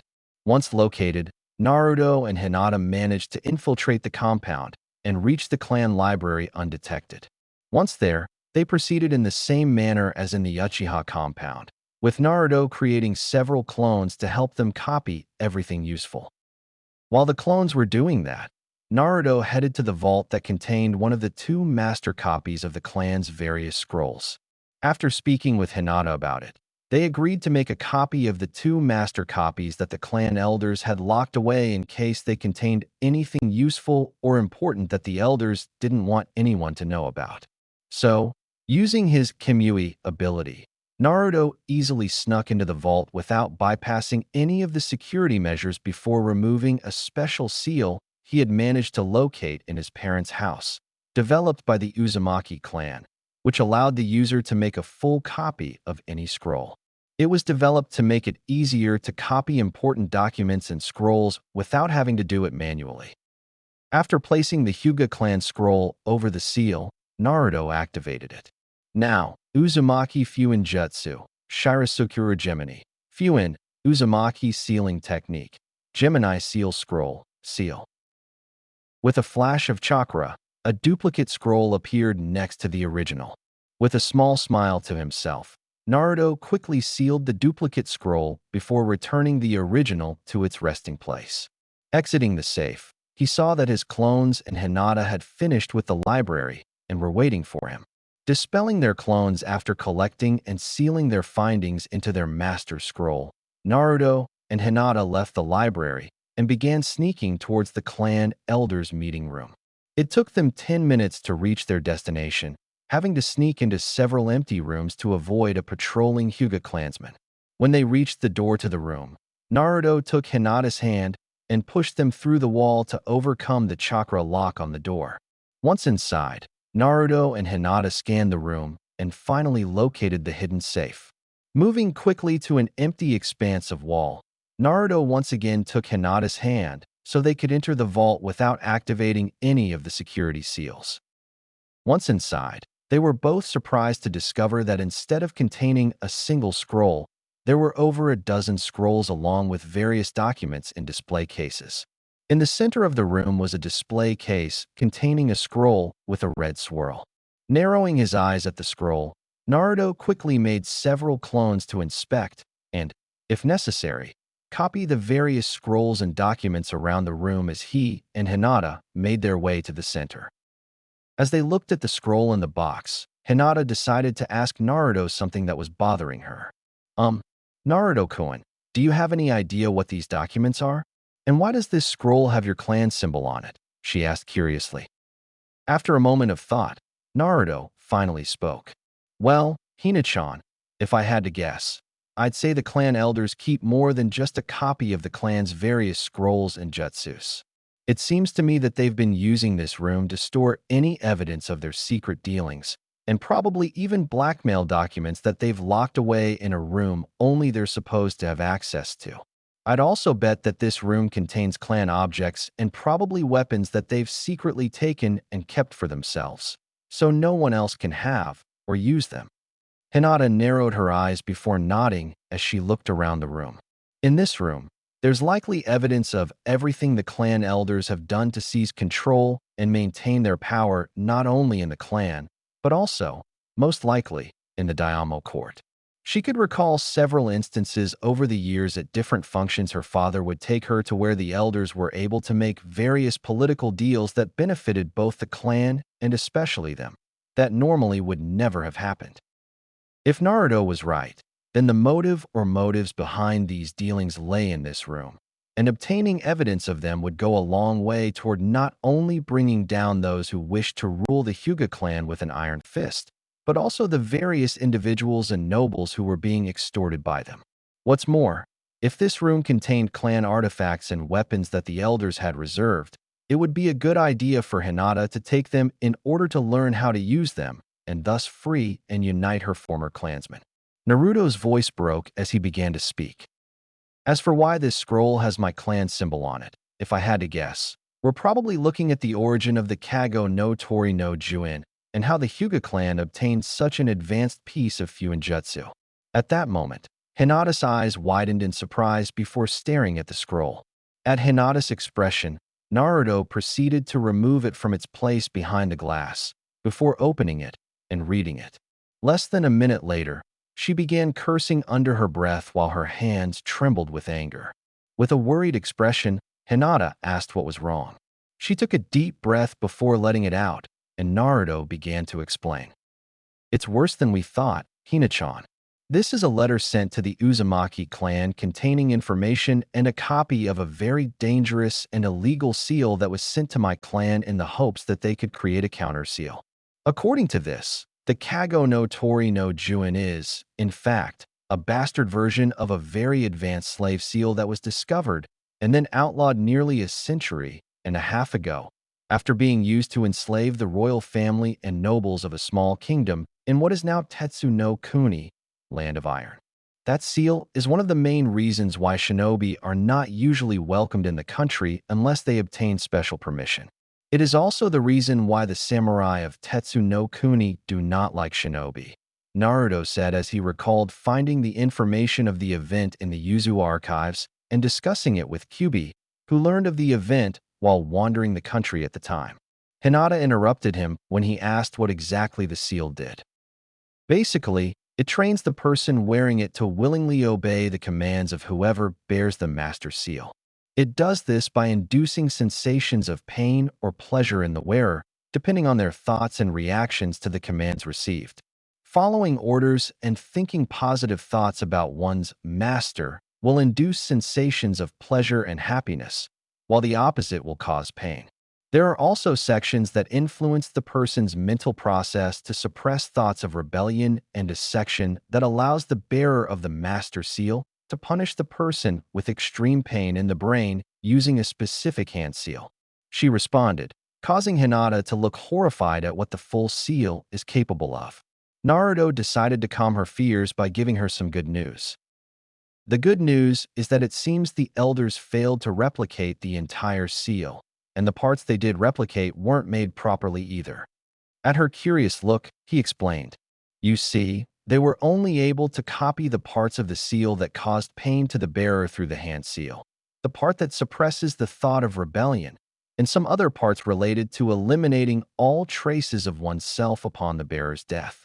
And those parts aren't at the level they should be, which means they won't function at their full potential," he said. "What's more," he continued, "I believe I've found a way to argue its usefulness in protecting the Byakugan from theft. You see, the parts related to the seal disappearing upon the bearer's death were made so that upon the bearer's death, as the seal disappears, the body's chakra pathways practically burst open. This is what the Hyuga clan's dojutsu protects against, because the destruction of the chakra pathways also includes those that allow chakra to be channeled into the eyes, and the burst of chakra also damages the Byakugan due to the uncontrollable amount of chakra entering them, thus rendering them useless." Hinata took a few minutes to absorb all of this information before asking how this would help them argue its usefulness in protecting the Byakugan from theft. With a teasing smile, she answered, "Because it will only happen upon the death of the bearer. This means that all it takes is for someone to remove the Byakugan while they are still alive for them to have a fully functioning dojutsu."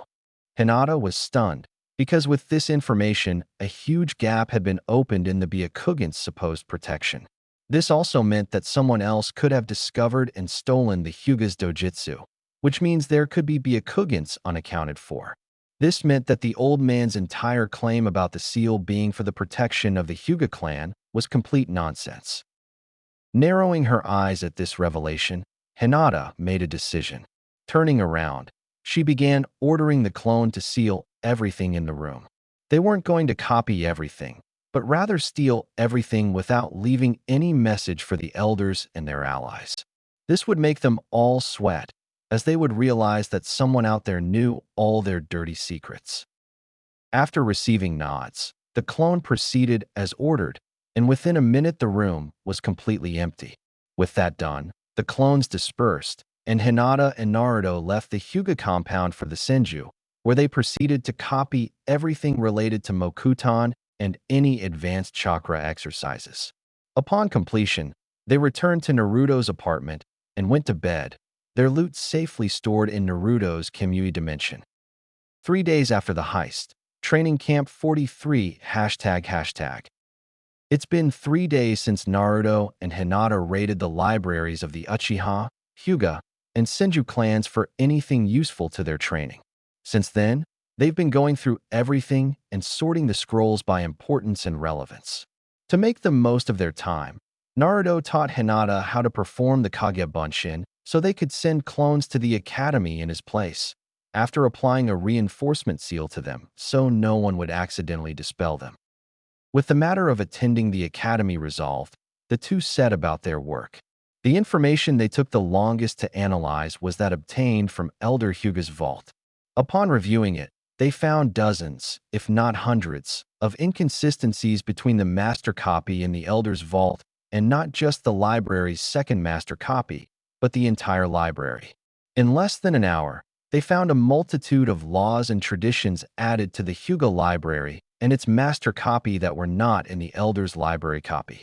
And this was not counting the other laws and traditions that appeared to have been altered or removed from public access. One of the laws they discovered had been added, and which they knew would annoy, if not enrage, Hinata's father, was that if the clan head had more than one son, the one who was not declared heir was to be marked with the Kago no Tori no Jun and placed in the branch family. Apparently, it wasn't a tradition or a clan law, and it seems to have been added just before the birth of Hayashi and his twin brother. This meant that the elders of the time, or even Hayashi's own father, added this law with the express purpose of having one of them included in the family branch. They had no idea why. However, they were both sure that when Hinata's father discovered that there was no real reason for his twin brother to become anything more than a glorified slave, he would likely go berserk, especially with what had recently happened to Hisashi. Kyubi, for his part, was eagerly awaiting Hayashi's reaction and hoped that Naruto would be around to witness it. As in his own words, "It's not every day you see a normally calm and collected person go berserk," to which Naruto couldn't help but agree. As for the clan's history, most of the deleted or altered portions were done to remove mentions of previous allies who had passed away or were no longer allies of the clan. However, one of the deleted portions, which did not directly relate to their history, had to do with how the Hyuga clan gained its prestige and nobility. It turns out that around 230 years ago, a member of the main branch married into a noble family in what is now Kawa no Kuni, the land of rivers, which was exterminated about 30 years after the union.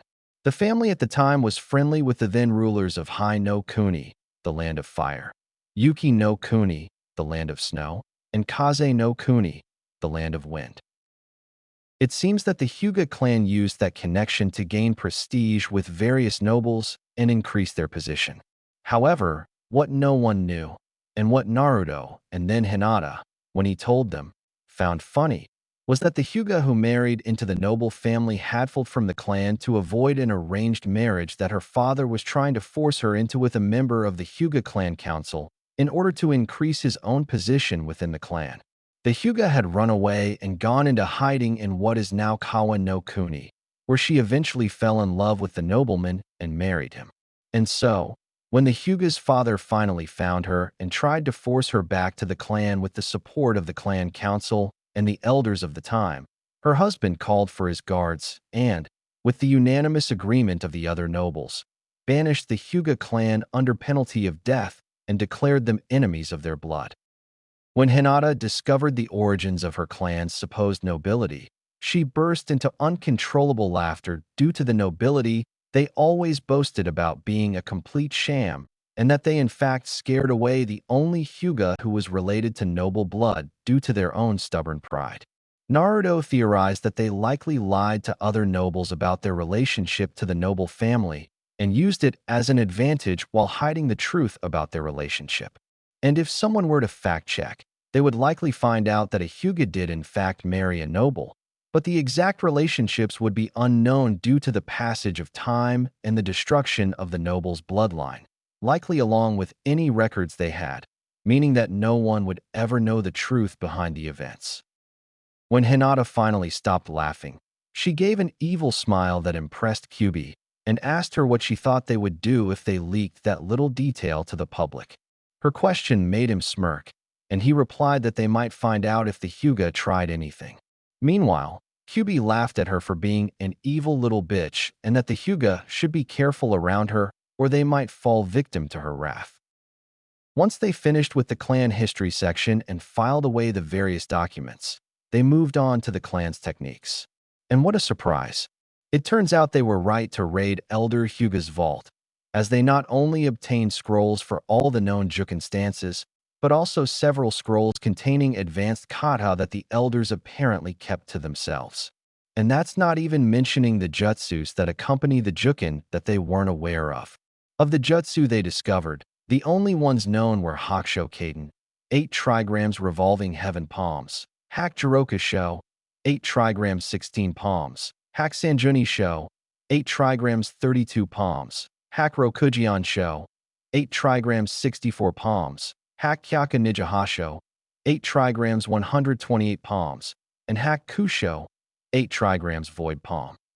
Of the 16 jutsu found that were used in conjunction with the Jukin, only 6 of them were known to the rest of the Hyuga clan, while the elders kept the rest to themselves. The new techniques that were found were Jukinho Ichijin Kishin, Art of the Gentle Fist, Body Slam, a technique born from the Hyuga's innate ability to expel chakra from every tenketsu in their body. The user can use this jutsu to strike their opponent with a burst of chakra that will knock them away. The technique can also be used with pinpoint accuracy to target a technique's weak point. Shodai, palm bottom, an attack that involves a swift and precise palm strike against the opponent's body. The attack sends chakra to the affected area to stun them or, if a larger amount of chakra is used, cause severe internal damage. Hak Chakura Hari, 8 trigrams chakra needle, a technique in which the user forms needles made of pure chakra, which they use for long-range Jukin attacks. Hak Hazangeki, 8 trigrams mountain crusher, a more powerful variant of Hak Kusho. The user shocks the target at close range with a powerful wave of chakra emitted from the palm of their hand, knocking them into the air and causing severe damage. Jukinho Tenryu no Furia, Art of the Gentle Fist, Heavenly Dragon's Flare, a technique in which the user expels chakra from their arm in the form of a dragon. Upon striking an opponent, they release the dragon, which drags them along before slamming them into a surface and exploding with the force of a medium-powered explosive sword, inflicting chakra burns. Hak Shugo Botoke, Guardian Buddha of the 8 trigrams, a more advanced and mobile version of Katen. The user forms a one-way shield of rotating chakra over their palm, which they use to protect themselves while moving. The shield will dispel or redirect any attacks that hit it. Jukinho Tengaku no Yumo, Art of the Gentle Fist, Heavenly Slashing Feathers, a technique in which the user creates feather-like blades, which form wings with their chakra. This increases their speed and grants them the ability to glide.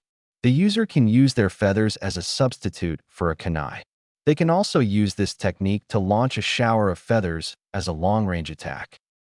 Hakusho Nagar no Konran, Fluid Interruption of the 8 trigrams palms, the user injects chakra into the target's muscles as an aesthetic effect that relaxes and loosens the muscles. It can be used for offensive or medical purposes. Hakusho Teo Furia, Sun Call of the 8 trigrams palms, a technique in which the user concentrates chakra in the palm of their hand and releases it as a blinding flash of light and sound that blinds and disorients the target. Basically, it is a technique that acts as a flash grenade that focuses in the direction the user throws it. Jukinho Komori Kyumo, Art of the Gentle Fist, Misty Clouds, the user releases a large cloud made of chakra that acts to blind everyone except the user and disrupts chakra sensing abilities, allowing them to sneak up on enemies without them noticing.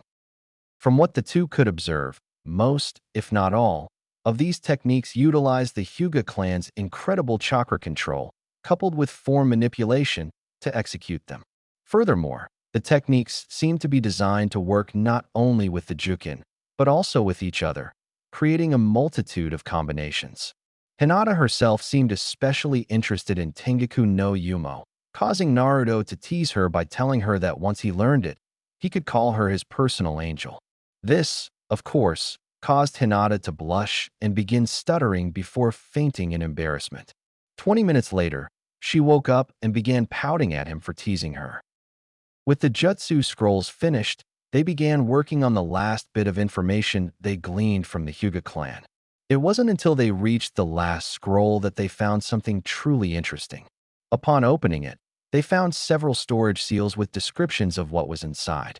In one seal, they found a special armor for the clan head consisting of a segmented breastplate, covered in scale mail with the Hyuga clan symbol engraved in the center and miniaturized seals engraved on each individual scale, height 8, thigh guards, made of metal plates that were engraved with seals, sunny 8, greaves, shin guards, that were covered in seals that were designed in the shape of the Hyuga clan symbol, and hankote, bracers, gloves that cover the forearms, that were made of overlapping pieces of segmented leather that was covered with more scale mail and engraved with seals.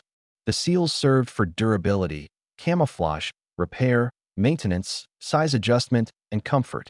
The hankote featured additional seals to facilitate the use of clan techniques, as well as increased protection, durability, and flexibility, all to ensure the wearer's hands and forearms were protected to the fullest. Behind the armor appeared a seal containing weapons for the Hyuga clan leader and his heir, designed for use with the Byakugan and the Jukin. The first weapon revealed was a longbow made of lightweight, flexible wood, reinforced with chakra metal and seals. The bowstring was braided chakra metal, and the grip was covered in leather reinforced with seals for comfort and grip. The Hyuga clan symbol was emblazoned on the bow's arms. Following the bow came a pair of sai made of chakra metal. The sai were 52.705 centimeters, 20 3/4 inches, long, with their widest point being 16.51 centimeters, 6.5 inches. The main blade was 33.02 centimeters, 13 inches, long, 2.54 centimeters, 1 inch, wide at the base tapering to a fine point at the end, and half a centimeter, 0.19685 inches, thick, with the base of the blade curving outward and connecting to the side blades, which were 2.54 centimeters, 1 inch, wide and 22.86 centimeters, 9 inches, each. Finally, the handles were 13.97 centimeters, 5.5 inches, long and 2.54 centimeters, 1 inch, wide and wrapped in white leather. See profile for image. The image looks bad, but at least you'll get the basic shapes. The last seal on the scroll contained instructions on how to use the armor and weapons along with some history about how they came to be. With all the weapons revealed, Naruto at least knew what to give Hinata so she could practice in public without alerting anyone that she possessed weapons that supposedly belonged to the Hyuga clan. If someone from the Hyuga clan discovered that she was in possession of their weapons, it would be very easy for the elders and their allies to figure out that Hinata and himself were the ones who stole them. Therefore, it was imperative for Naruto to get her some normal weapons so she could learn how to use them efficiently without raising suspicion. After dealing with the last of the Hyuga scrolls, only the Jutsu scrolls and the Mokuton documents they had obtained from raiding the Senju clan remained. While only Naruto could use the Mokuton scrolls, they had also obtained some advanced elemental manipulation exercises created by the Nidaime Hokage, Senju Tobirama. They found these after searching the Senju clan head's office to see if there was anything worthwhile. The only thing they found that they thought might be useful was a scroll detailing the Raijin no Ken, sort of the thunder god, with information on how Tobirama made it and a manual with the secrets of its use. Naruto had taken the scroll due to hearing how the sword was stolen from Konoha, and boy would Sandaimjiji get a lecture from him about a priceless artifact of the Senju clan being stolen, and believed that, as one of the only two known people alive who carried Senju blood, it was his duty to one day find and retrieve the sword before bringing it back to its rightful resting place. Anyway, thanks to the scroll, he discovered that while anyone can pick up and use the sword, they'll only be able to use its most basic abilities, and that the lightning sword it creates, though strong, can be destroyed if enough force is applied. To unleash the full power of the Raijin no Ken, one must create a blood contract with it, drawing a very specific seal with one's own blood on the tip of the sword, where the blade is formed.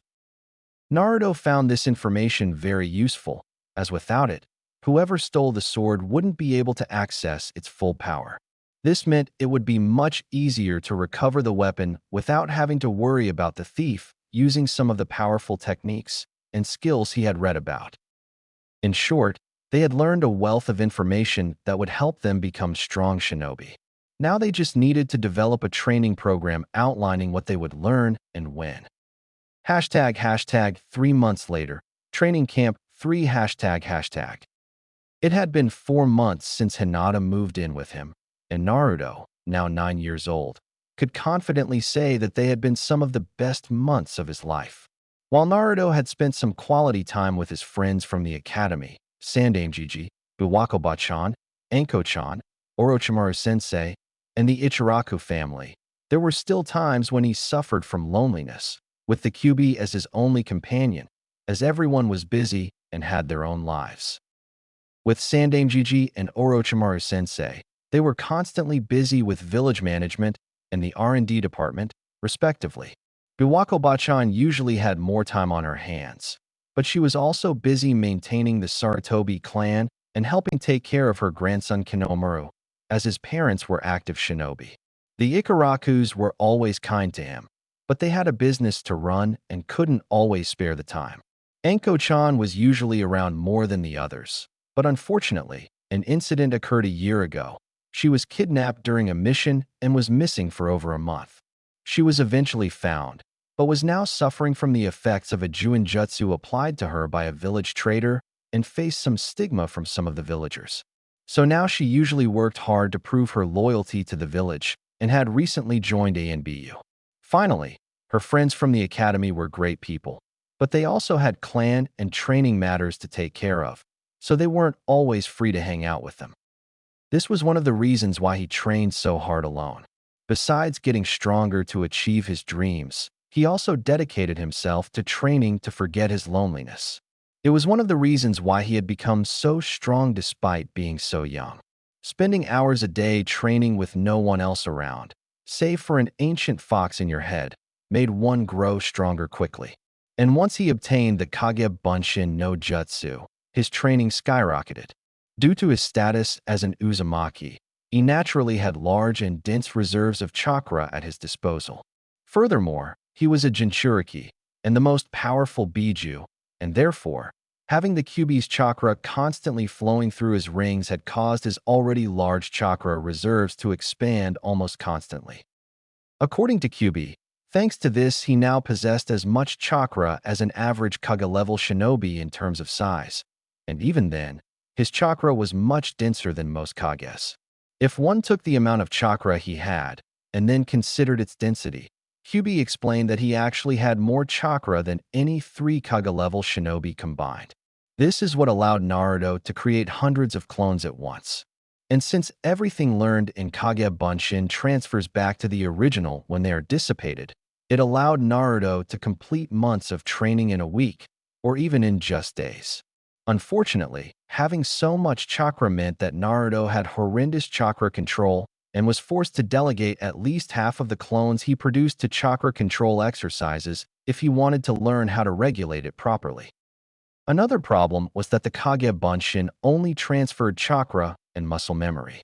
While this method allowed Naruto to learn different jutsus, along with the kata of different fighting styles and weapons, it did nothing to increase his physical capabilities. Furthermore, he was too young to perform rigorous exercises unless he wanted to hinder his growth. While he was becoming adept at most chakra-based techniques, he was limited in what he could train in taijutsu and more advanced weapons. This, in many ways, was a shame, as there were some advanced kata he really wanted to try, including one for swords that allowed the user to cut through solid rock by increasing the blade's momentum through high-speed movements. What made the Kage Bunshin a kenjutsu wasn't just the large amount of chakra required to use it, but that dissipating too much at once could cause brain damage. The same was true if the dissipated clones had been doing different things for an extended period. Because of this, the clones he delegated to learn and practice jutsu and kata were forced to dispel a clone every 10 minutes after 30 minutes of training. Thus, thanks to all this training, he has learned the fundamentals of 5 different styles of taijutsu, 3 of kenjutsu, 2 of Bojutsu, and 1 of Tessenjutsu. Anyway, back to his original thoughts before he got distracted. Now that Hinata had moved in with him, he didn't feel so lonely anymore, as he now had one of his most beloved people by his side constantly, day and even some nights, due to the fact that Hinata sometimes crawled into his bed, either from a nightmare or from sleepwalking. And, incidentally, the first few times it happened, it prevented them from looking into each other's eyes for a while, since it turned out they were both very affectionate. With her always around, he could have someone his own age to talk to about things like homework and training. It also helped that, over time, he slowly fell in love with her. However, he wasn't sure if he should act on those feelings, since it was March and he was planning to graduate from the academy this year in just 2 months. Though it did help to talk to the caretaker Sandangiji assigned several weeks ago to watch over us, while helping troubleshoot any problems that might arise.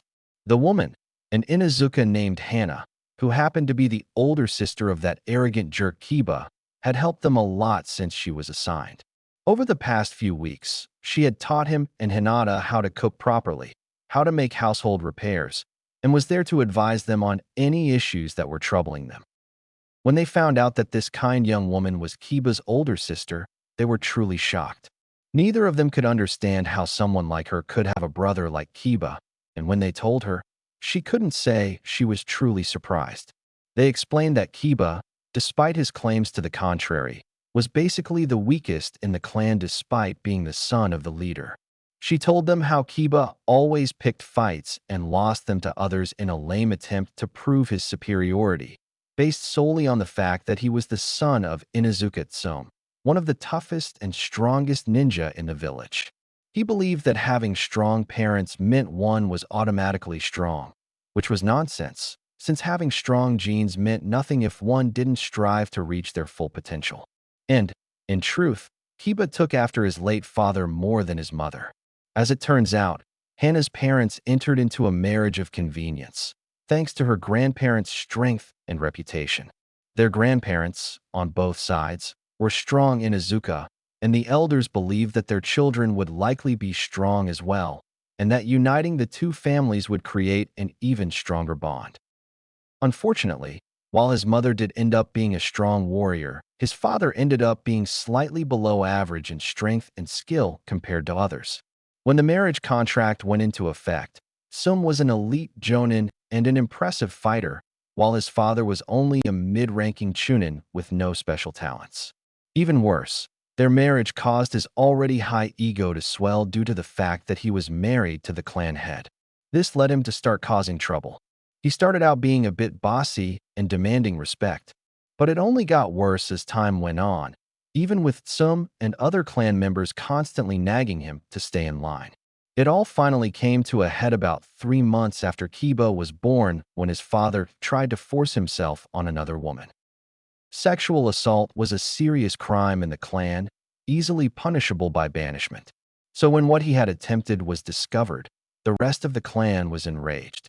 The situation was even worse, as the woman he assaulted was already married and pregnant, and the assault caused her to miscarry.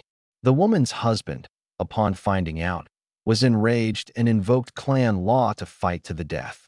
In short, his father was mangled and killed, and his remains were buried in an unmarked grave in the Konoha cemetery, which was a disgrace not to be buried in the clan cemetery with one's ancestors. Naruto mourned Hana for her father's death and how it turned out, but also warned her that if Kiba ever thought in forcing himself on someone he loved, that when he was done with him, there wouldn't even be a body left to bury. Hana understood and assured them both that she and her mother would make sure such a thing never happened while they were alive. Anyway, Naruto had talked to Hana about his growing feelings for Hinata, and after she finished teasing him, she cheered him up by telling him that even though he planned to graduate this year, it didn't mean he couldn't still spend time with Hinata. What's more, Hana revealed that the first few months to a year would be filled with D rank and some low C rank missions, and that D ranks as a whole are basically glorified chores that most civilians are too lazy to do themselves. This revelation irritated Naruto slightly, as the village was forcing what are supposed to be trained warriors to be reduced to tasks such as painting fences, weeding gardens, and carrying groceries. Naruto firmly believed that such tasks were best performed by the academy students and as a punishment detail for misbehaving shinobi. When he told this to Hana, she agreed and explained that most of the shinobi forces held similar views, but the civilian council, backed by the village elders, kept blocking any attempts at such reforms. Naruto complained for a few minutes about the need for arrogant civilians and former shinobi to mind their own business and not interfere in shinobi matters. After finishing his complaining, he thanked Hana for her advice and information before heading out to train and make plans for a date with Hinata. ### 3 days later. Noon, Naruto's apartment ###. Today was the day. For the past 3 days he had been preparing for his date with Hinata to go perfectly. 2 days prior, he had contacted Hayashi to discuss dating his daughter and to ask for some additional advice. After Hayashi had scared him to death with his descriptive threatening him with what he would do to him if he hurt his daughter, Hayashi told him about an Akimichi clan restaurant that Hinata was very fond of, along with the information that she was very fond of purple tulips. After thanking him for the information, he headed to the Akimichi compound to speak with the clan head, Choza, about securing a table for himself and Hinata.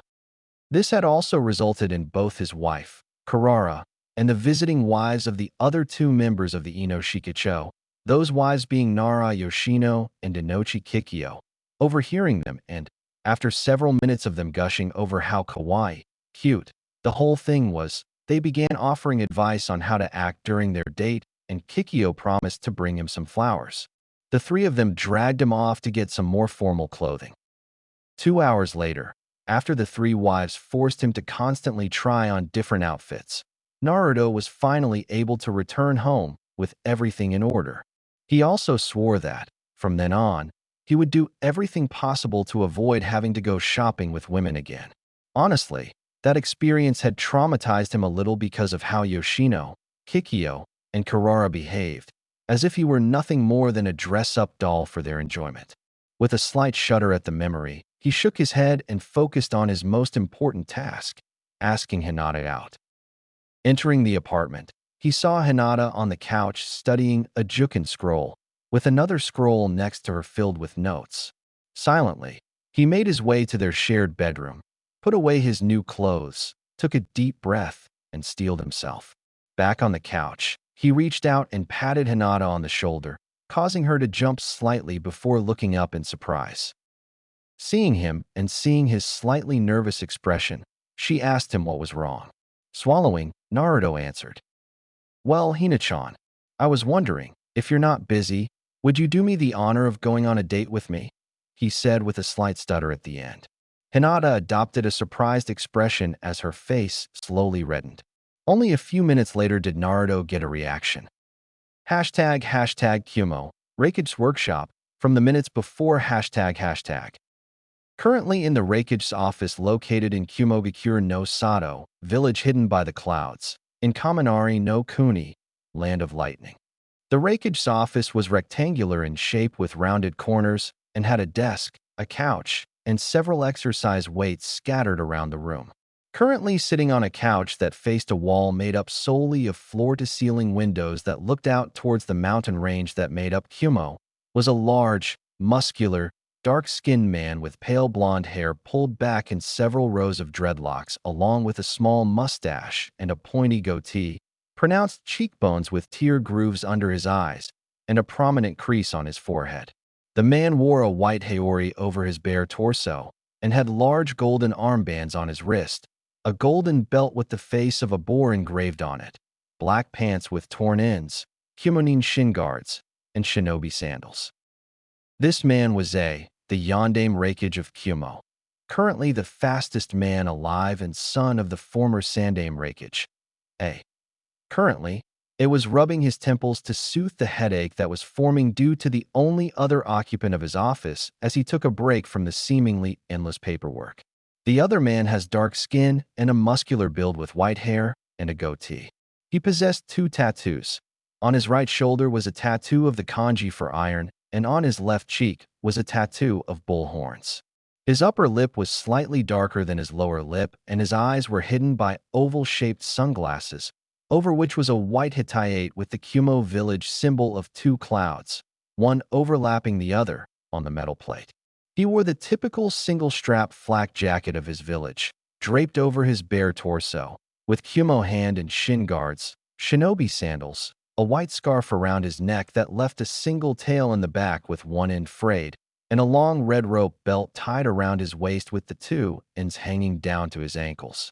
On his back, he carried 7 Kumo, Cho Biburato Re Tanto, Super Vibrato Lightning Release swords, with 4 hilts over his right and left shoulders, 2 hilts per shoulder, and the last 3 sword hilts jutting out at a downward diagonal angle from his right side. This man was Kira B, Killer B, A's adoptive brother and Jinchuriki of the Hachibi no Kaido, giant 8-tailed ox. Said brother was annoying and irritating his brother by taking a vacation from the village. Whereas for any other leader, it would be perfectly reasonable to allow their subordinate to take a vacation. However, for A, that wasn't a possibility. When it came to his brother B, not only was he a Jinchuriki, but it was almost guaranteed that letting him leave the village would inevitably cause trouble due to be either picking a fight with someone or irritating people due to his incessant need to constantly talk like he was rapping. And that was another reason for A's headache. B, despite thinking otherwise, was a terrible rapper due to his off-key tempo and terrible rhyming skills. Just as A was about to lose his temper and subject his brother to his Iron Kuro, Iron Claw, technique to silence him, he was interrupted by Churidu. A high-pitched screech echoed throughout Kumobikure and rattled the windows of the Rakich's office. The sudden noise startled A, who jumped off the sofa and onto the floor. Grumbling to himself, A quickly stood up with a frown as he looked around and asked what the hell that noise was. This, of course, sparked another rap tangent that worsened his mood. Unable to take it anymore, it grabbed B by the face while yelling at him to shut up before throwing him out of the office through one of the windows. Hashtag back in Konoha. Naruto's apartment hashtag. Naruto slowly uncovered his ears after Hinata stopped screaming. Looking around, he noticed that most of the glass around them was cracked or broken from the sharp sound waves Hinata was producing. Turning his attention to the couch where Hinata was sitting, Naruto watched her with amusement. With a slight smile, he muttered to himself, "Well, I guess I'll take that as a yes," as he sat down next to her. It took Hinata half an hour to regain consciousness. During that time, several people came up to ask what had happened and what had caused such a loud noise, including the Sandame and Orochimaru. Needless to say, everyone was amused to discover that the loud squeal was Hinata's reaction to their invitation. Hinata stood up from her spot on the couch. Sitting up slowly, her eyes half closed and her smile dreamy, Naruto couldn't help but ask, "Did you have a good dream?" he said in an amused tone. Hinata nodded, not realizing at first who she was talking to. "Hey, I had a great time. Naruto-kun asked me out, but before I could accept, I fainted. Sigh. Too bad it was just a dream. I would have loved to go out with Naruto-kun." Hinata fell silent as she woke up and realized that was talking. Her face turned red as a tomato while Ippi seemed to shrink back at Naruto's funny face. Feeling more embarrassed than ever, Hinata snapped out of her embarrassment when Naruto started talking. "Well, Hina-chan, first, I assure you that it wasn't a dream and that I did ask you out. And second, even though I was already sure of your answer, I'm glad you said yes." At that, Hinata's face flushed even deeper. "Well, I already have a dinner reservation at the Golden Leaf today at 7, so we have a little over 2 hours to get ready, okay?" Hinata nodded, somewhat surprised that their date was at her favorite restaurant. Smiling, Naruto got up from the couch and went to his room to get his date clothes. After changing his clothes, Naruto left his room and headed to the front door, where he turned to Hinata, who was still stunned on the couch, and gave her a smile before speaking. "Well, I'll be gone for an hour to take care of a few last details for our date, okay? When I get back, I expect you to be ready. It's a 45-minute walk to the restaurant, so we'll have 15 minutes to spare before we leave," Naruto said. causing Hinata to blink owlishly as she slowly took in what he was saying before she widened her eyes and rushed off to the bedroom. Not a minute later, there were the sounds of drawers being flung open and clothes falling to the floor. Unable to contain his laughter at Hinata's antics, Naruto turned and walked out the front door before heading over to the Yamanaka flower shop. It would take him about 20 minutes to get there, another 3 to 5 minutes to get Hinata some of her favorite flowers, and finally another 20 minutes to get back. Whistling a quiet tune to himself, he continued on his way, thinking about his date and hoping everything would go perfectly.